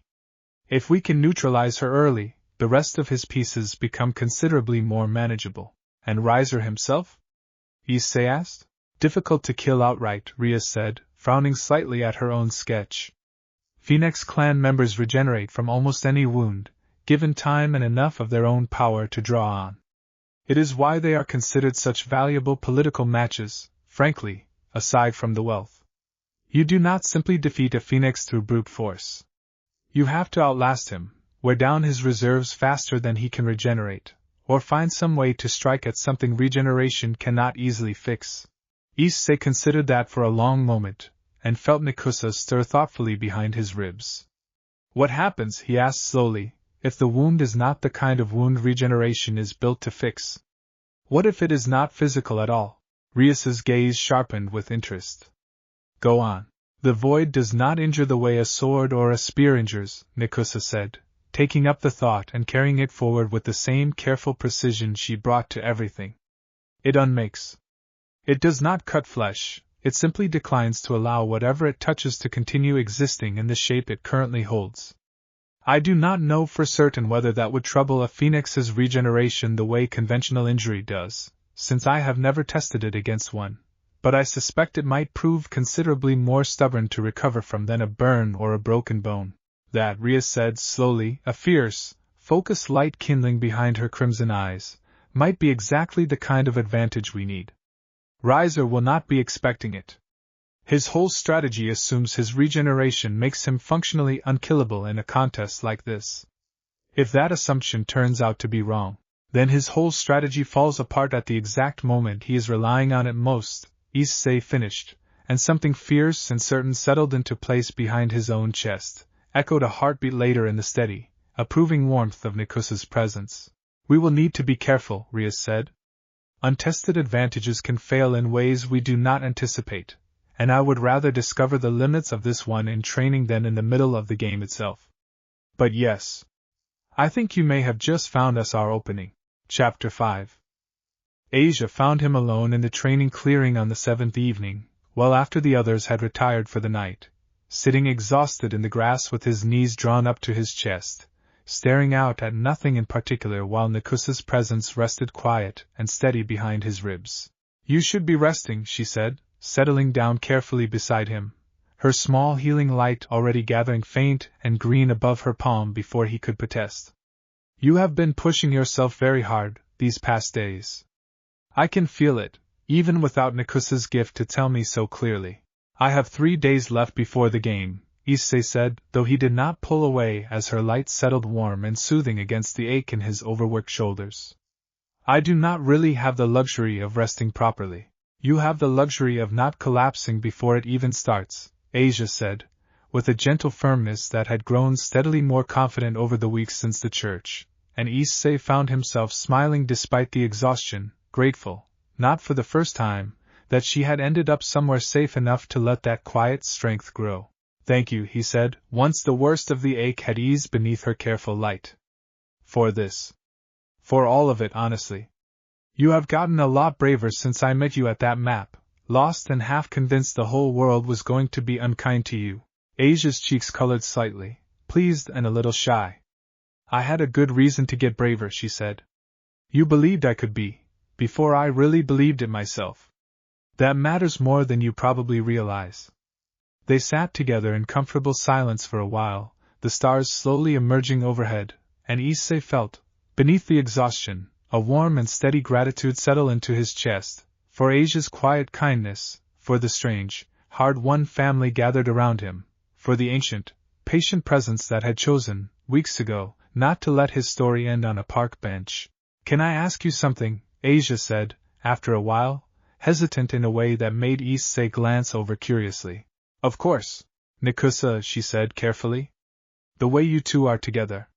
It is not really like anything I have ever heard of, a person and the power living inside them. It feels like something more than that, when I am near you both. Is it? Issei felt warmth rise in his own chest that had nothing to do with exhaustion, and behind his ribs, Nikusa's presence went very still, listening. I think it might be, Issei admitted quietly. I am not entirely sure what to call it yet. It is not like anything I had a word for, before all this happened. Asia smiled, soft and understanding, entirely without judgment. I think some things do not need a word right away, she said. I think it is all right to just let it be what it is, for now, and figure out the name later.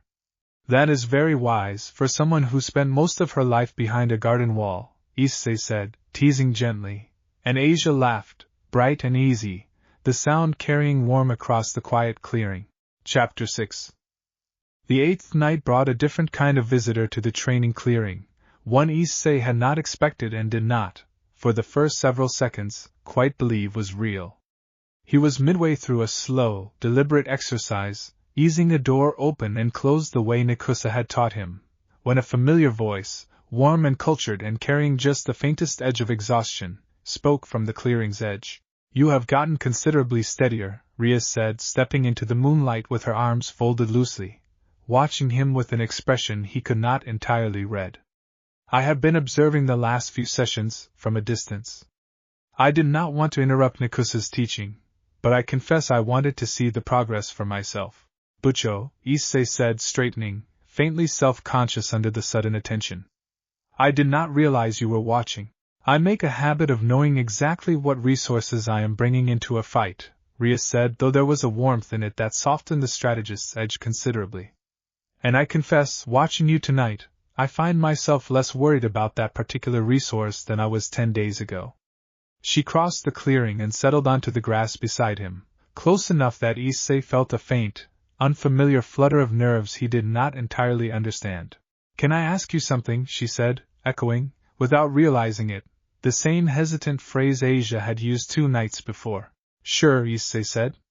Why are you doing all of this? Rias asked, quietly.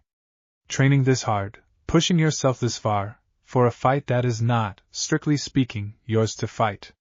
You are not devil, Issei. You owe my family arrangement nothing at all. Issei considered the question for a long moment, watching the stars overhead rather than her face, because something about answering honestly felt easier without her crimson eyes fixed directly on him. Because you asked me not to face it alone, he said finally. Weeks ago, when Raynare first came after Asia, I told you I would not let you face things alone either. I meant it then. I still mean it now. Rias was quiet for a long moment, and when Issei finally glanced over, he found her watching him with an expression he had genuinely never seen on her face before, something soft and startled and entirely unguarded, the careful composure she wore like armor slipping, just briefly, to let something more honest through. You are a strange boy, Issei Hyoudou, she said, finally, quiet and warm. 3 weeks ago you were an ordinary human with an ordinary crush on a girl who tried to kill you. Now you are training to fight in a raiding game to protect a devil's freedom to choose her own future, for no reason beyond the fact that you decided, somewhere along the way, that it mattered to you. She reached out, briefly, and rested her hand over his, warm and steady. Thank you.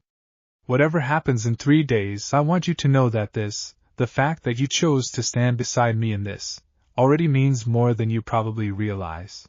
Behind Issei's ribs, Nikusa stayed carefully, deliberately quiet, though the low golden hush of her presence carried something thoughtful, something watchful, folded gently beneath the silence, and Issei, sitting in the moonlight with Rias's hand warm over his own, felt, not for the first time, the strange and growing complexity of a heart that seemed to have room enough, these days, for considerably more than he had ever expected it to hold. Chapter 7.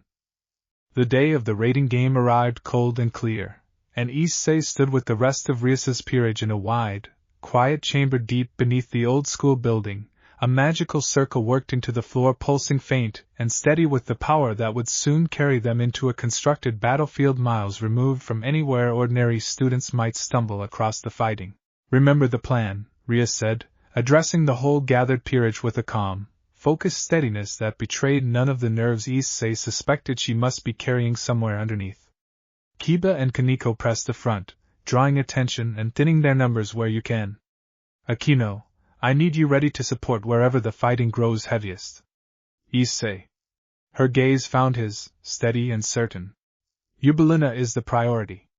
If you and Nikusa can reach her before she settles into a defensive position, we remove Raiser's single greatest advantage before the game has properly begun. Understood, Issei said, and felt Nikusa's presence settle calm and ready behind his ribs, the low golden hush of her steady in a way that had become, over these past 10 days, as familiar and grounding as his own heartbeat. Whatever happens today, Nikusa said, quiet enough that only Issei could hear it, know that I am proud of you already, little Ember, regardless of how the game itself concludes. You have grown more, in 10 short days, than most creatures manage across considerably longer stretches of their lives. We are going to win this, Issei said, low and certain. I believe we are, Nikusa agreed, warmth folded plainly through the words. But even if I am wrong, I want you to walk into that circle knowing you have already become something worth being proud of, win or lose. The circle beneath them flared bright, and the world dissolved into light. Chapter 8. The battlefield the game constructed around them was an elaborate illusion of a ruined city, tall broken towers and cracked, empty streets stretching in every direction beneath a sky the color of old bronze, and Issei had barely finished orienting himself within it when the first sounds of fighting erupted from somewhere ahead, Kiba's blade already ringing against something metallic, Kaniko's fierce, controlled strikes landing with audible force against an opponent Issei could not yet see.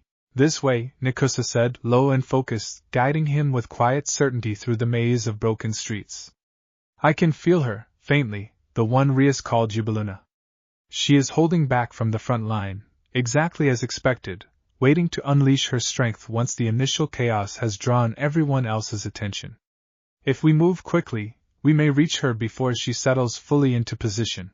They found her 3 streets over, standing atop the ruined shell of a tower with explosive charms already gathering thick and glowing around her raised hands, her attention fixed outward toward the sounds of the main fight rather than the narrow alley Issei crept through below.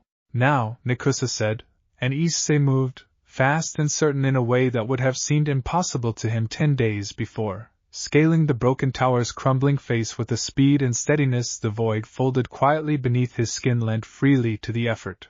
Eubelina sensed him only a half-second before he cleared the tower's edge, whirling with a startled curse already forming charms of her own. But Issei was already reaching, the door Nikusa had taught him to open sliding smoothly ajar, a tendril of deep violet-black closing fast around the explosive magic gathering in her raised hands and simply, quietly, unmaking it before it could fully form. What, Eubelina breathed, staring at her own empty hands with open disbelief, is that?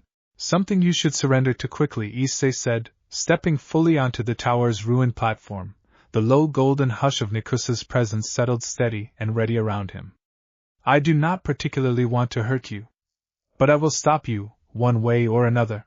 Eubelina's eyes narrowed, calculation flickering fast behind her wariness, and for a moment Issei thought she might attack regardless, might trust her considerable skill to overcome whatever strange power had just unmade her opening strike.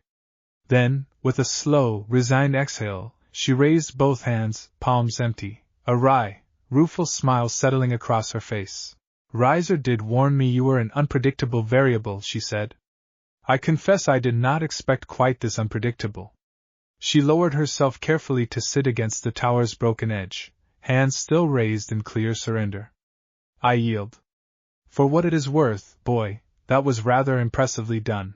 The system's neutral voice confirmed the piece removal a moment later, cool and mechanical over the battlefield's ambient hum, and Issei felt, even through the tower's crumbling stone, the faint tremor of surprise ripple outward from wherever Raiser himself was currently positioned. The careful architecture of his strategy suddenly missing its single most important piece far earlier than any reasonable plan could have accounted for. One down, Nikusa said, warm and fierce with satisfaction, as Issei turned back toward the sounds of the fight still raging 3 streets over. Let us go make sure the others do not have to work quite so hard for the rest. Chapter 9. The rest of Raiser's peerage, stripped of the coordinated defense Eubelina's explosive magic had been meant to anchor, fell into disarray considerably faster than Issei suspected they had trained for. He found Kiba locked in a fierce exchange with a pair of twin swordsmen, matching them blow for blow with a controlled, elegant precision that left both opponents visibly struggling to keep pace, and arrived just in time to watch Kaneko send a heavily armored knight staggering backward through a crumbling wall with a single, devastating strike. You did not need my help at all, Issei said, half laughing despite the tension still thrumming through him, as Kaneko dusted off her hands with an expression of flat, satisfied calm. Faster with it, Kaneko said, which from her, Issei had learned, counted as fairly effusive praise. They regrouped at the edge of a wide, cracked plaza, Akino's lightning still crackling faint blue at her fingertips from whatever exchange had occupied her moments before, Rias herself arriving a breath later with a fierce, focused light in her crimson eyes that told Issei, more clearly than any report could have, that the tide of the game had shifted decisively in their favor. Yubiluna's removal broke his whole formation, Rias said, breathing hard but grinning, an expression of open, fierce satisfaction Issei had rarely seen cross her carefully composed face. He built his entire strategy around her holding the field steady while the rest of his peerage worked around her cover. Without that, they are fighting reactively instead of according to plan, and reactive fighters make mistakes. Where is Riser himself? Issei asked. Holding back, Rias said, her expression sharpening. Which means he still believes his own regeneration makes him functionally safe from anything we can throw at him, even now. I imagine he intends to let the rest of his peerage wear us down before stepping in personally to finish things cleanly. Her gaze found Issei's steady and certain. Which means it is time to find out whether your theory about the void and his regeneration holds up under an actual test. They found him at the plaza's far edge, standing atop the broken remains of a fountain with his arms folded and an expression of lazy, diminishing confidence, watching the wreckage of his own peerage's formation with the particular irritation of someone whose careful plans had gone considerably less smoothly than expected.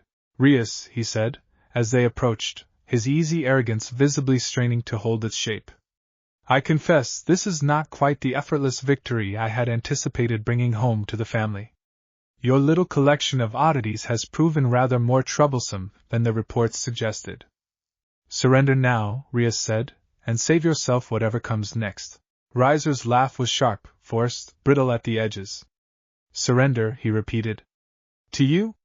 My darling fiancé, I understand you are enjoying this small taste of resistance, but let us not lose sight of the fundamentals here. I am a phoenix. Whatever wounds your peerage manages to land, I recover from within moments.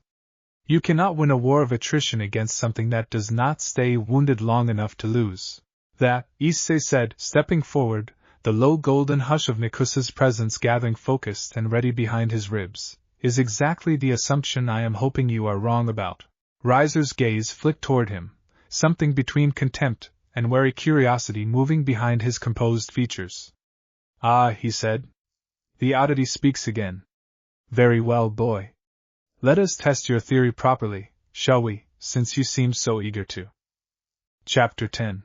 Riser moved first, a burst of controlled flame gathering fast and hot around both hands before lancing forward in twin roaring streams, and Issei, remembering everything Nikusa had spent 10 patient days teaching him, did not brace against the heat but stepped through the gap at its edge, letting the flame roar harmlessly past where he had stood a half-second before. Quick, Riser observed, genuine surprise flickering behind his irritation, already gathering a second burst of flame. Quicker than a human body should reasonably be able to move. I have had good teachers, Issei said, and closed the distance fast, palm already rising, the door behind his ribs sliding open smooth and practiced now after 10 days of patient repetition. The tendril of deep violet black that closed around Riser's raised arm did not simply unmake the gathering flame the way it had unmade every spear and every charm before it. It closed fully around his forearm itself, and Riser's confident expression shattered all at once into something raw and startled, a sharp, involuntary cry tearing loose as the void's touch settled directly against his skin. What? He gasped, staggering back, cradling the arm against his chest as it flickered, oddly, at the edges, the familiar golden shimmer of Phoenix regeneration gathering visibly around the contact point and finding, for the first time in his considerable experience, absolutely nothing solid to rebuild against. What is happening? This should be healing. It is not healing. It will not, Nikusa said, her voice pouring out low and certain into the wide, cracked plaza. Because what I touch does not simply wound, Riser Phoenix. It unmakes, briefly, whatever shape your body currently insists on holding. Your regeneration is built to repair damage.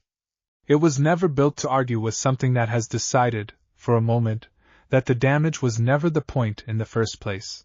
Riser stared at his own trembling arm, the golden shimmer of his clan's gift flickering uselessly against a wound that simply refused to acknowledge the rules regeneration usually operated by, and for the first time since he had arrived at the old clubroom weeks before, Issei watched genuine, unguarded fear settle across the arrogant young lord's composed features. "This is not," Riser said, backing up another step, "this is not a fair contest. You cannot simply." "You offered the terms," Rias said, stepping up beside Issei with her own crimson power gathering fierce and bright around her clenched fist, satisfaction sharp and unhidden in her voice. "You were so certain your regeneration made you untouchable that you never once considered what might happen if it did not hold. That is not our unfairness, Riser. That is simply the cost of building your entire strategy around an assumption you never bothered testing." "I yield," Riser said, fast and desperate, both hands raised, the last of his composed arrogance finally, completely cracking apart. "I yield, do you hear me? Call it off, I yield." The system's cool, mechanical voice confirmed the game's conclusion a moment later, the ruined city around them beginning to dissolve, brown sky and cracked streets both fading gently back into ordinary light, and Issei stood in the fading illusion with his chest heaving and the low, warm hum of Nikusa's presence settled steady and triumphant behind his ribs, and felt, for the first time in 10 exhausting days, the full weight of relief finally, completely settle into place. Chapter 11. They returned to the ordinary quiet of the old school building in a rush of light and settling dust, and the moment the circle beneath them faded fully, Rias turned to the whole assembled peerage with an expression of open, unguarded relief that Issei had rarely seen cross her carefully composed features, before crossing the room in 3 quick steps and pulling Issei into a fierce, grateful embrace that startled a surprised, delighted laugh out of him. "We won," she said, her voice muffled slightly against his shoulder, warm and bright with a joy that felt, after 10 days of relentless tension, entirely and thoroughly earned. "Issei, we actually won." "We won," Issei agreed, laughing, arms coming up automatically to return the embrace, and behind his ribs Nikusa's presence hummed warm and pleased, entirely without the earlier flicker of careful restraint she had shown around similar moments. "You did wonderfully, all of you," Rias said, pulling back finally to address the whole gathered peerage, her crimson eyes bright and unguarded in a way that made the whole room feel, for a long, warm moment, less like a formal devil's peerage and more simply, like a family that had just weathered something difficult together and come out the other side intact. "Thank you? Truly. I do not think I could have found a group of people I would rather have had beside me for that." Grafia arrived a short while later to formally confirm the game's outcome, her expression as carefully neutral as ever, though something that might have been the faintest hint of approval flickered behind her silver eyes as she addressed Rias directly. "The engagement is dissolved," she said. "Lord Phoenix's family will not press the matter further, given the terms both sides agreed to. I will convey the result to the appropriate parties." Her gaze drifted, briefly, toward Issei, something sharp and assessing moving behind her formal composure. "I will also, I imagine, be conveying rather more detailed questions about the nature of the power that made such an unusual difference in the outcome. I trust that will not present a difficulty." "It will not," Nikusa said calm and even, provided the questions remain questions, and do not become something more intrusive than that. Grafia's expression did not shift, though something in her tone, when she finally answered, carried a note of careful, considered respect. "Understood," she said, and inclined her head, first to Rias then, more slowly, toward the space where Nikusa's presence clearly resided. "You have my thanks, whatever you are. Devils do not often find allies this decisive on such short acquaintance." She departed a few minutes later, leaving the clubroom to settle back into its familiar warm lamplight, and Issei found himself, in the quiet aftermath, standing near the window with Asia's delighted, relieved hug still warm around his shoulders and Kaniko's rare, small smile still lingering nearby, and felt, beneath the exhaustion, a deep and steady contentment settle into place. Chapter 12.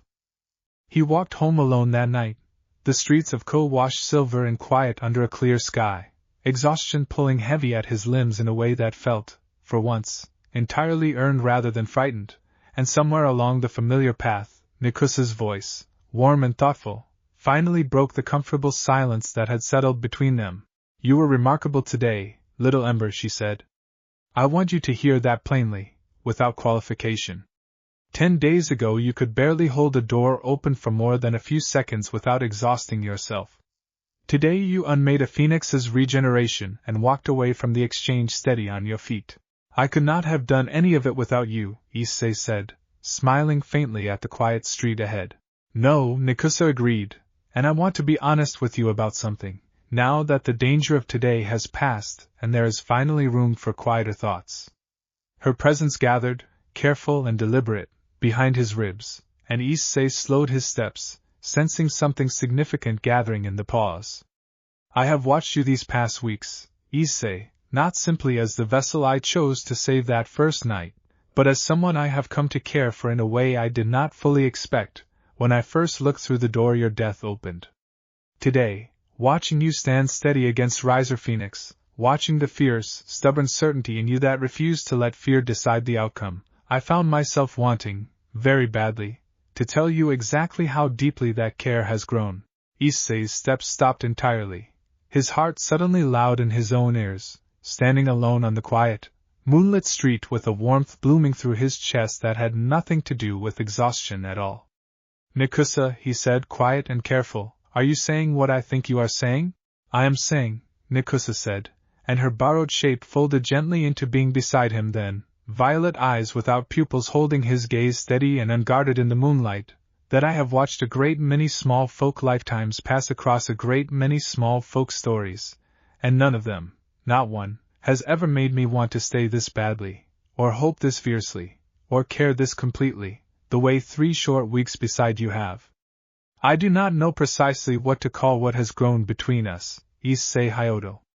I only know that I do not want it to stop growing." Issei stared at her for a long, breathless moment, the quiet street around them entirely forgotten, and then, slowly, carefully, reached out and took her cool, borrowed hand in his own. "I do not want it to stop either," he said, quiet and certain and entirely, hopelessly sincere.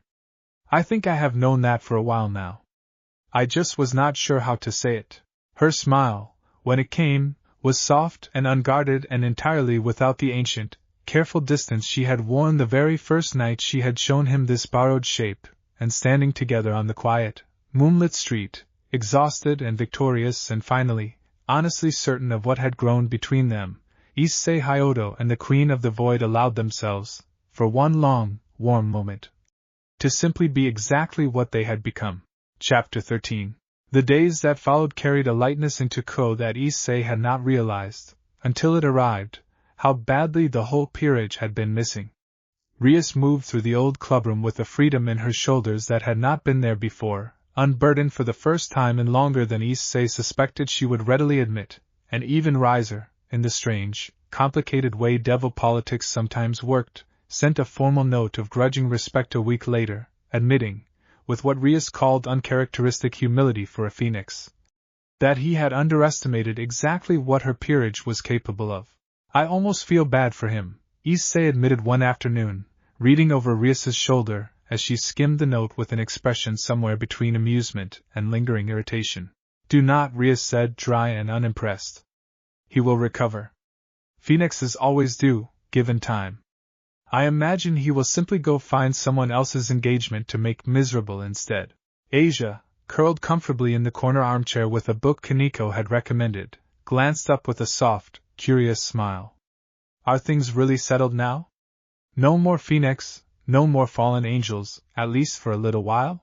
"For a little while," Rias said, setting the note aside with visible relief. "I would not get too comfortable, though. This world does not tend to stay quiet for very long, in my experience. It has not stayed quiet for us even once," Issei pointed out, grinning. "No," Rias agreed, laughing, "it really has not." Her gaze drifted, briefly, thoughtfully, toward Issei, something warm and appraising folded behind the humor. "For what it is worth, Issei, I meant what I said after the game. I do not think I could have found a better group of people to have beside me for all of it. You especially. You did not have to fight that battle. You chose to, entirely because you decided it mattered to you.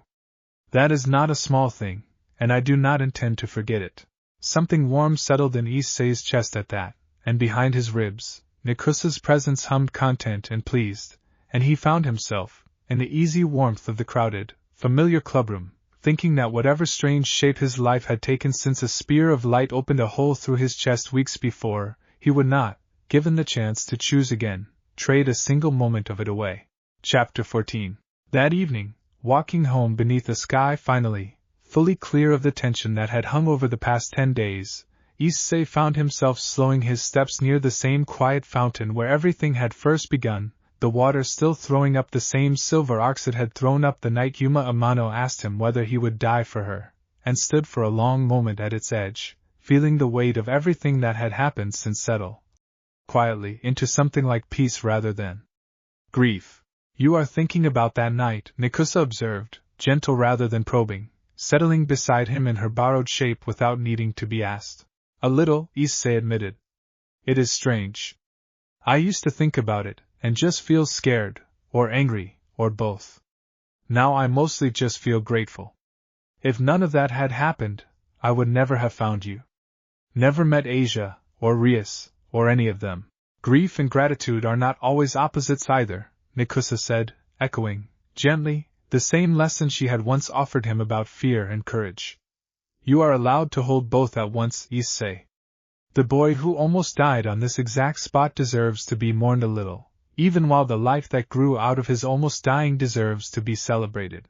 Issei nodded slowly, watching the fountain's silver water catch the last of the evening light, and reached out, without quite thinking about it, to take her hand again, the gesture easier now, more natural, than it had been even a week before. Thank you, he said, quiet and sincere, for looking through that door. Thank you, Nikusa said, for being worth staying for.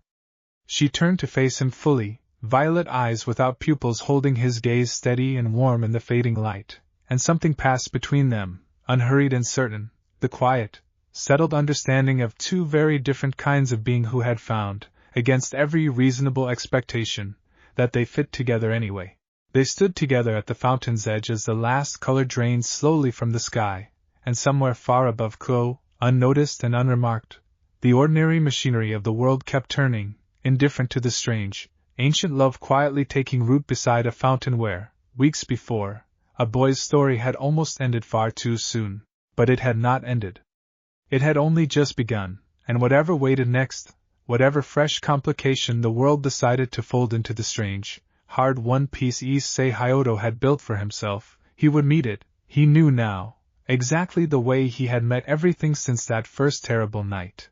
Not alone. Never alone. Not anymore. Chapter 15. The letter arrived without warning on an otherwise ordinary Thursday, slipped beneath the clubroom door sometime in the quiet hours before anyone had arrived, sealed with a wax stamp none of them recognized, a spiraling sigil unlike anything in Rias's careful education about devil houses or fallen orders or the angelic hierarchies above them both. I do not know this mark, Rias admitted, turning the sealed letter over carefully in her hands, a frown of genuine puzzlement creasing her brow. It is not devil work. Aquino, does anything about this feel familiar to you? Aquino studied the sigil for a long moment, her usual easy warmth cooling into something more careful, more watchful. No, she said finally. And that troubles me rather more than I would like to admit. There are not many things in this world I do not recognize on sight.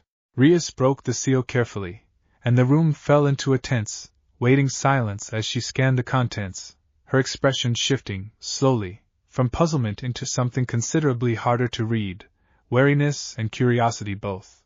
It is addressed to Issei, she said finally, glancing up with an expression Issei had rarely seen cross her face before, genuine uncertainty.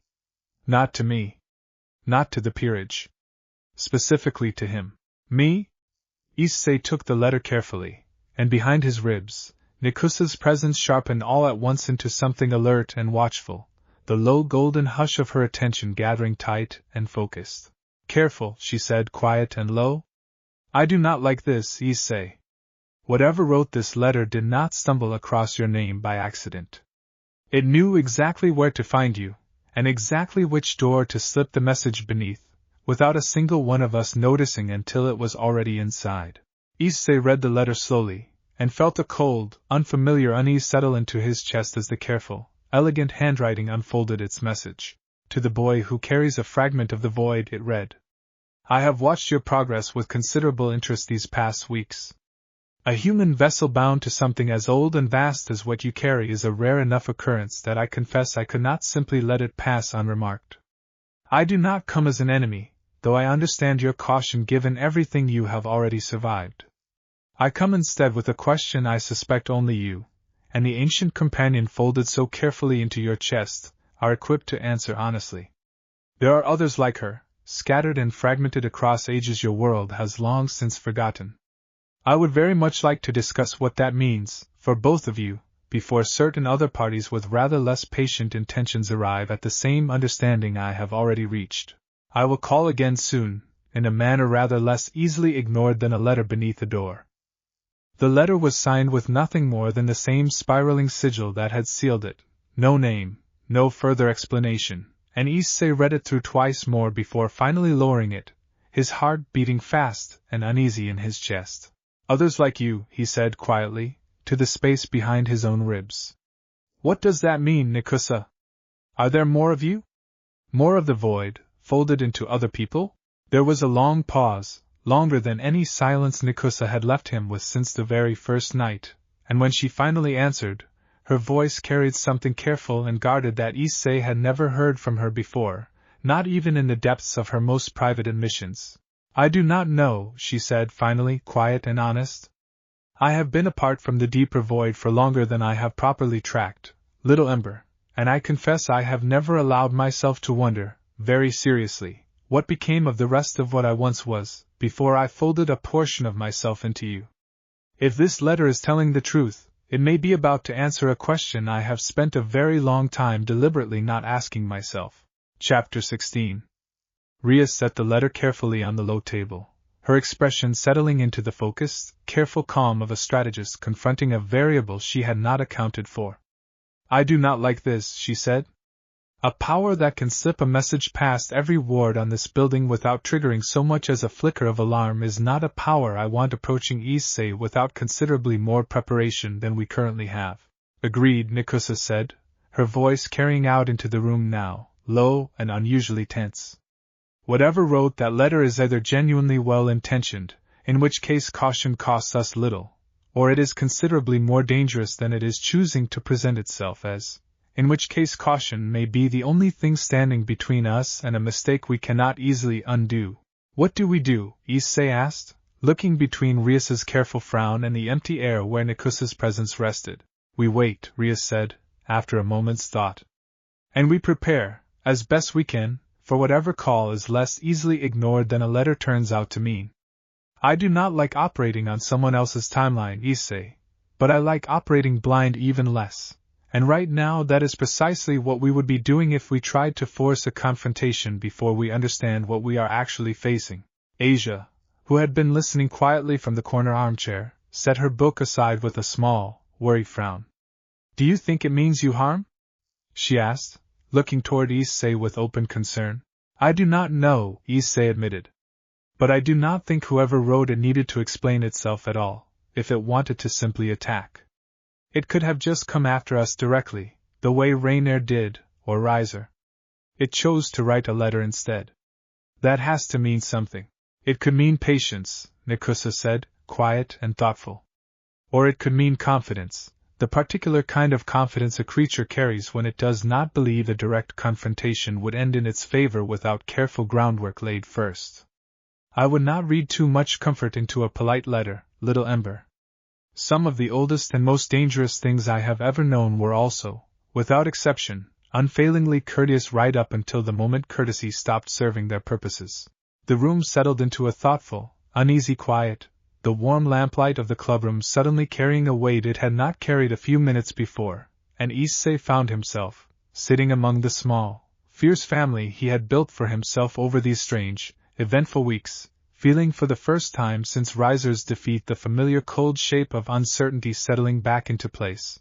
Whatever it wants, he said finally, steadying himself with the same stubborn certainty that had carried him through everything so far, we face it together. All of us. That has not changed, and it is not going to. No, Rias agreed, something fierce and protective settling behind her crimson eyes. It certainly has not. Chapter 17. Later that night, alone in the quiet of his own room, Issei sat with the strange letter still resting on his desk, its spiraling sigil catching the dim lamplight, and turned the whole uneasy shape of the evening over in his mind, the peaceful weeks since Riser's defeat suddenly, quietly, giving way to something new and unknown gathering at the edges of the life he had only just begun to feel steady inside. "Are you all right?" he asked, quietly into the dim room. "This has to be strange for you too. More than strange, maybe? If there really are others like you out there." Nikusa's borrowed shape folded gently into being at the edge of his bed, violet eyes without pupils holding something careful and unguarded that Issei had rarely seen from her, an ancient being confronting, for what might genuinely be the first time in longer than she could properly measure, a question about her own nature she had never quite allowed herself to ask. "I do not know what I feel," she admitted honestly, settling beside him with a quiet, uncharacteristic hesitance. "Curiosity, certainly. And beneath that, something I think might be fear, though I have not felt that particular shape of it in a very, very long time. I chose, weeks ago, to fold a portion of myself into you, and in doing so, I chose, without fully realizing it, to become someone considerably more singular than I had been before. The thought that there might be other fragments of what I once was, scattered across ages and vessels I know nothing about, is not entirely comfortable to sit with." Issei reached out, taking her cool, borrowed hand in his own, the gesture familiar now, steady and sure. "Whatever we find out," he said, "we find out together. I meant it when I told Rias that, and I mean it even more when it is about you." Something in Nikusa's careful expression softened, warm and grateful, and she leaned, gently, into the quiet weight of his shoulder, the ancient patience she had worn since that very first night in the dark folding, for a moment, into something considerably more vulnerable, considerably more human. "I am glad," she said quietly, "that whatever waits at the end of that letter's promise, I do not have to face the finding out of it alone either."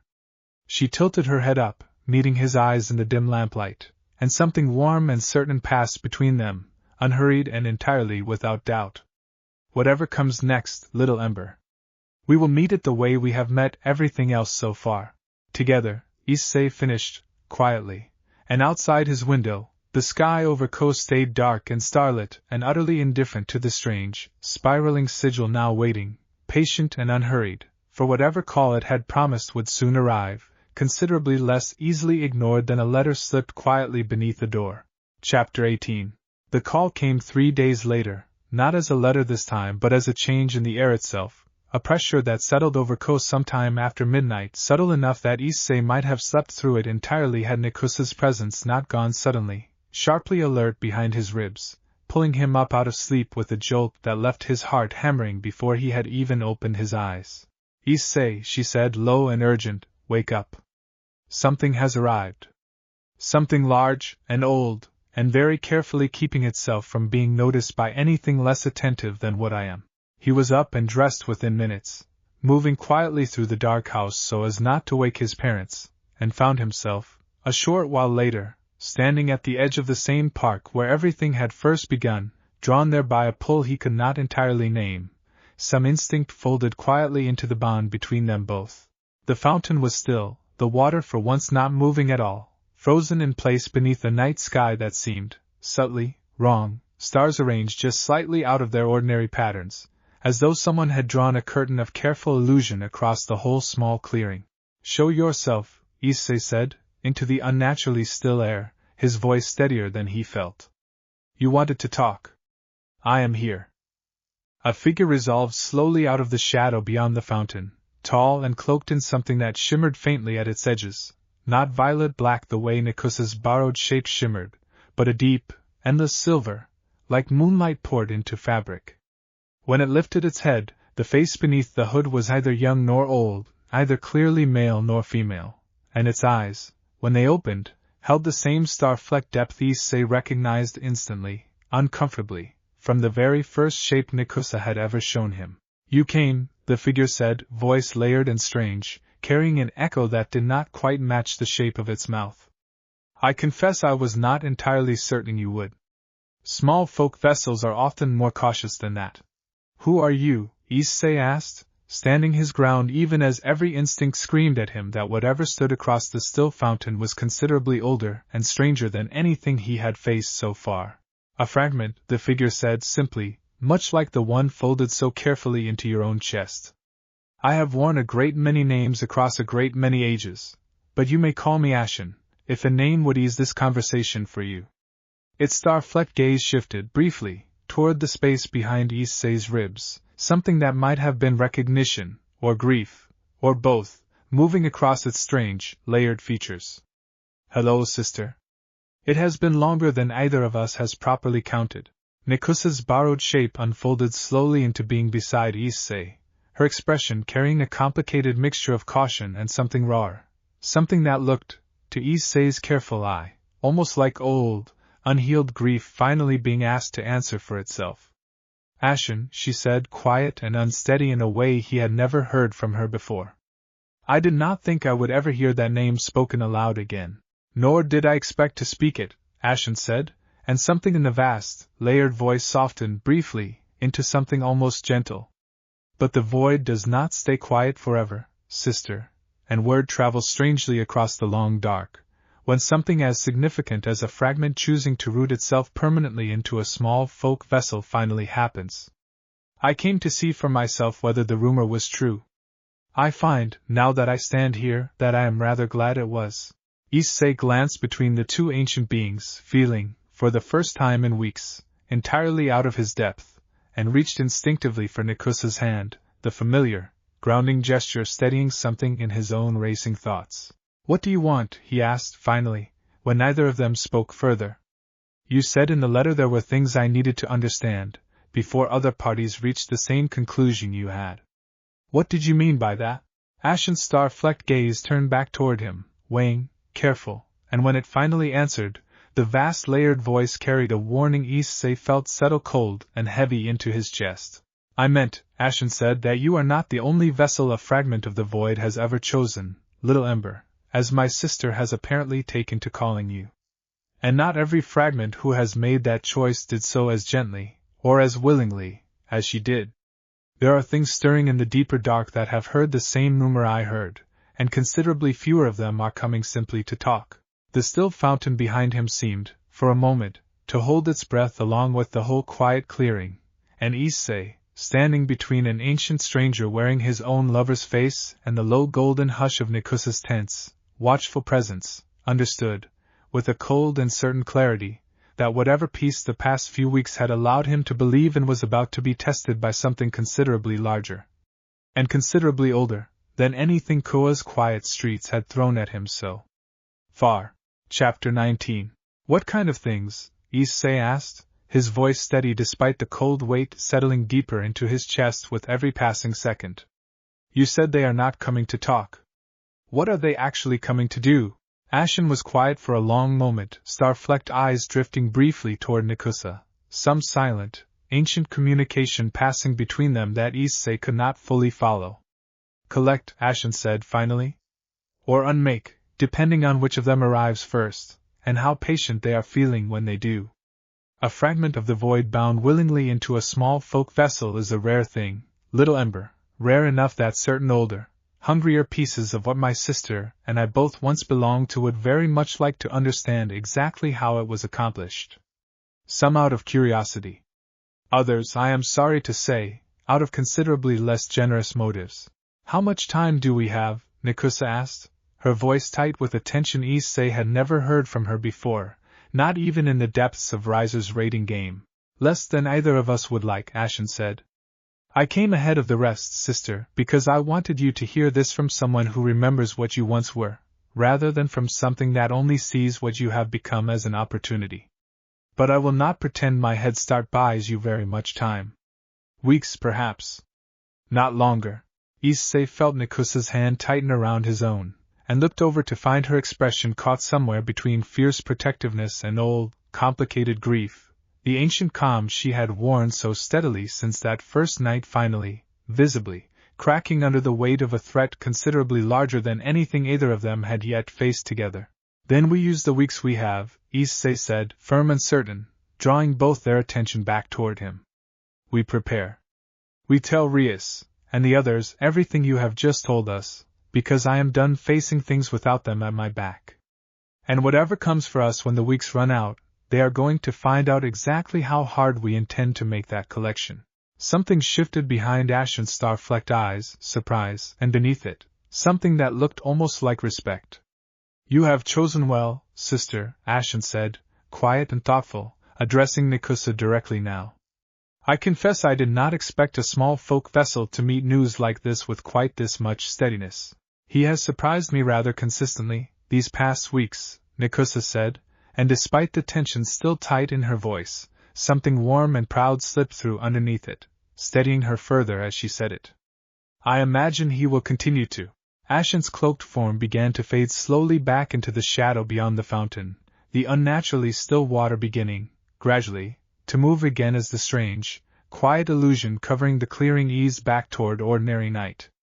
I will send word when I know more, Ashen said, voice already growing distant, layered and echoing fainter with every passing second. Be ready, little ember. Whatever comes next will ask more of you than a fallen angel's spear or a phoenix lord's pride ever did.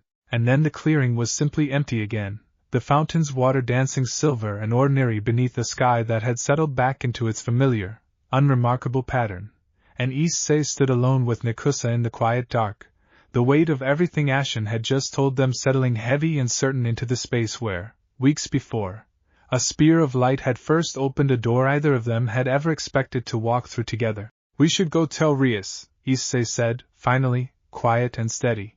Yes, Nikusa agreed, and squeezed his hand once, firm and certain, the ancient calm settling gradually back into place around the new, sharper edge of her worry. But not tonight, little ember. Tonight I think we simply hold on to what we have found together, for one more quiet hour, before the world asks anything further of either of us.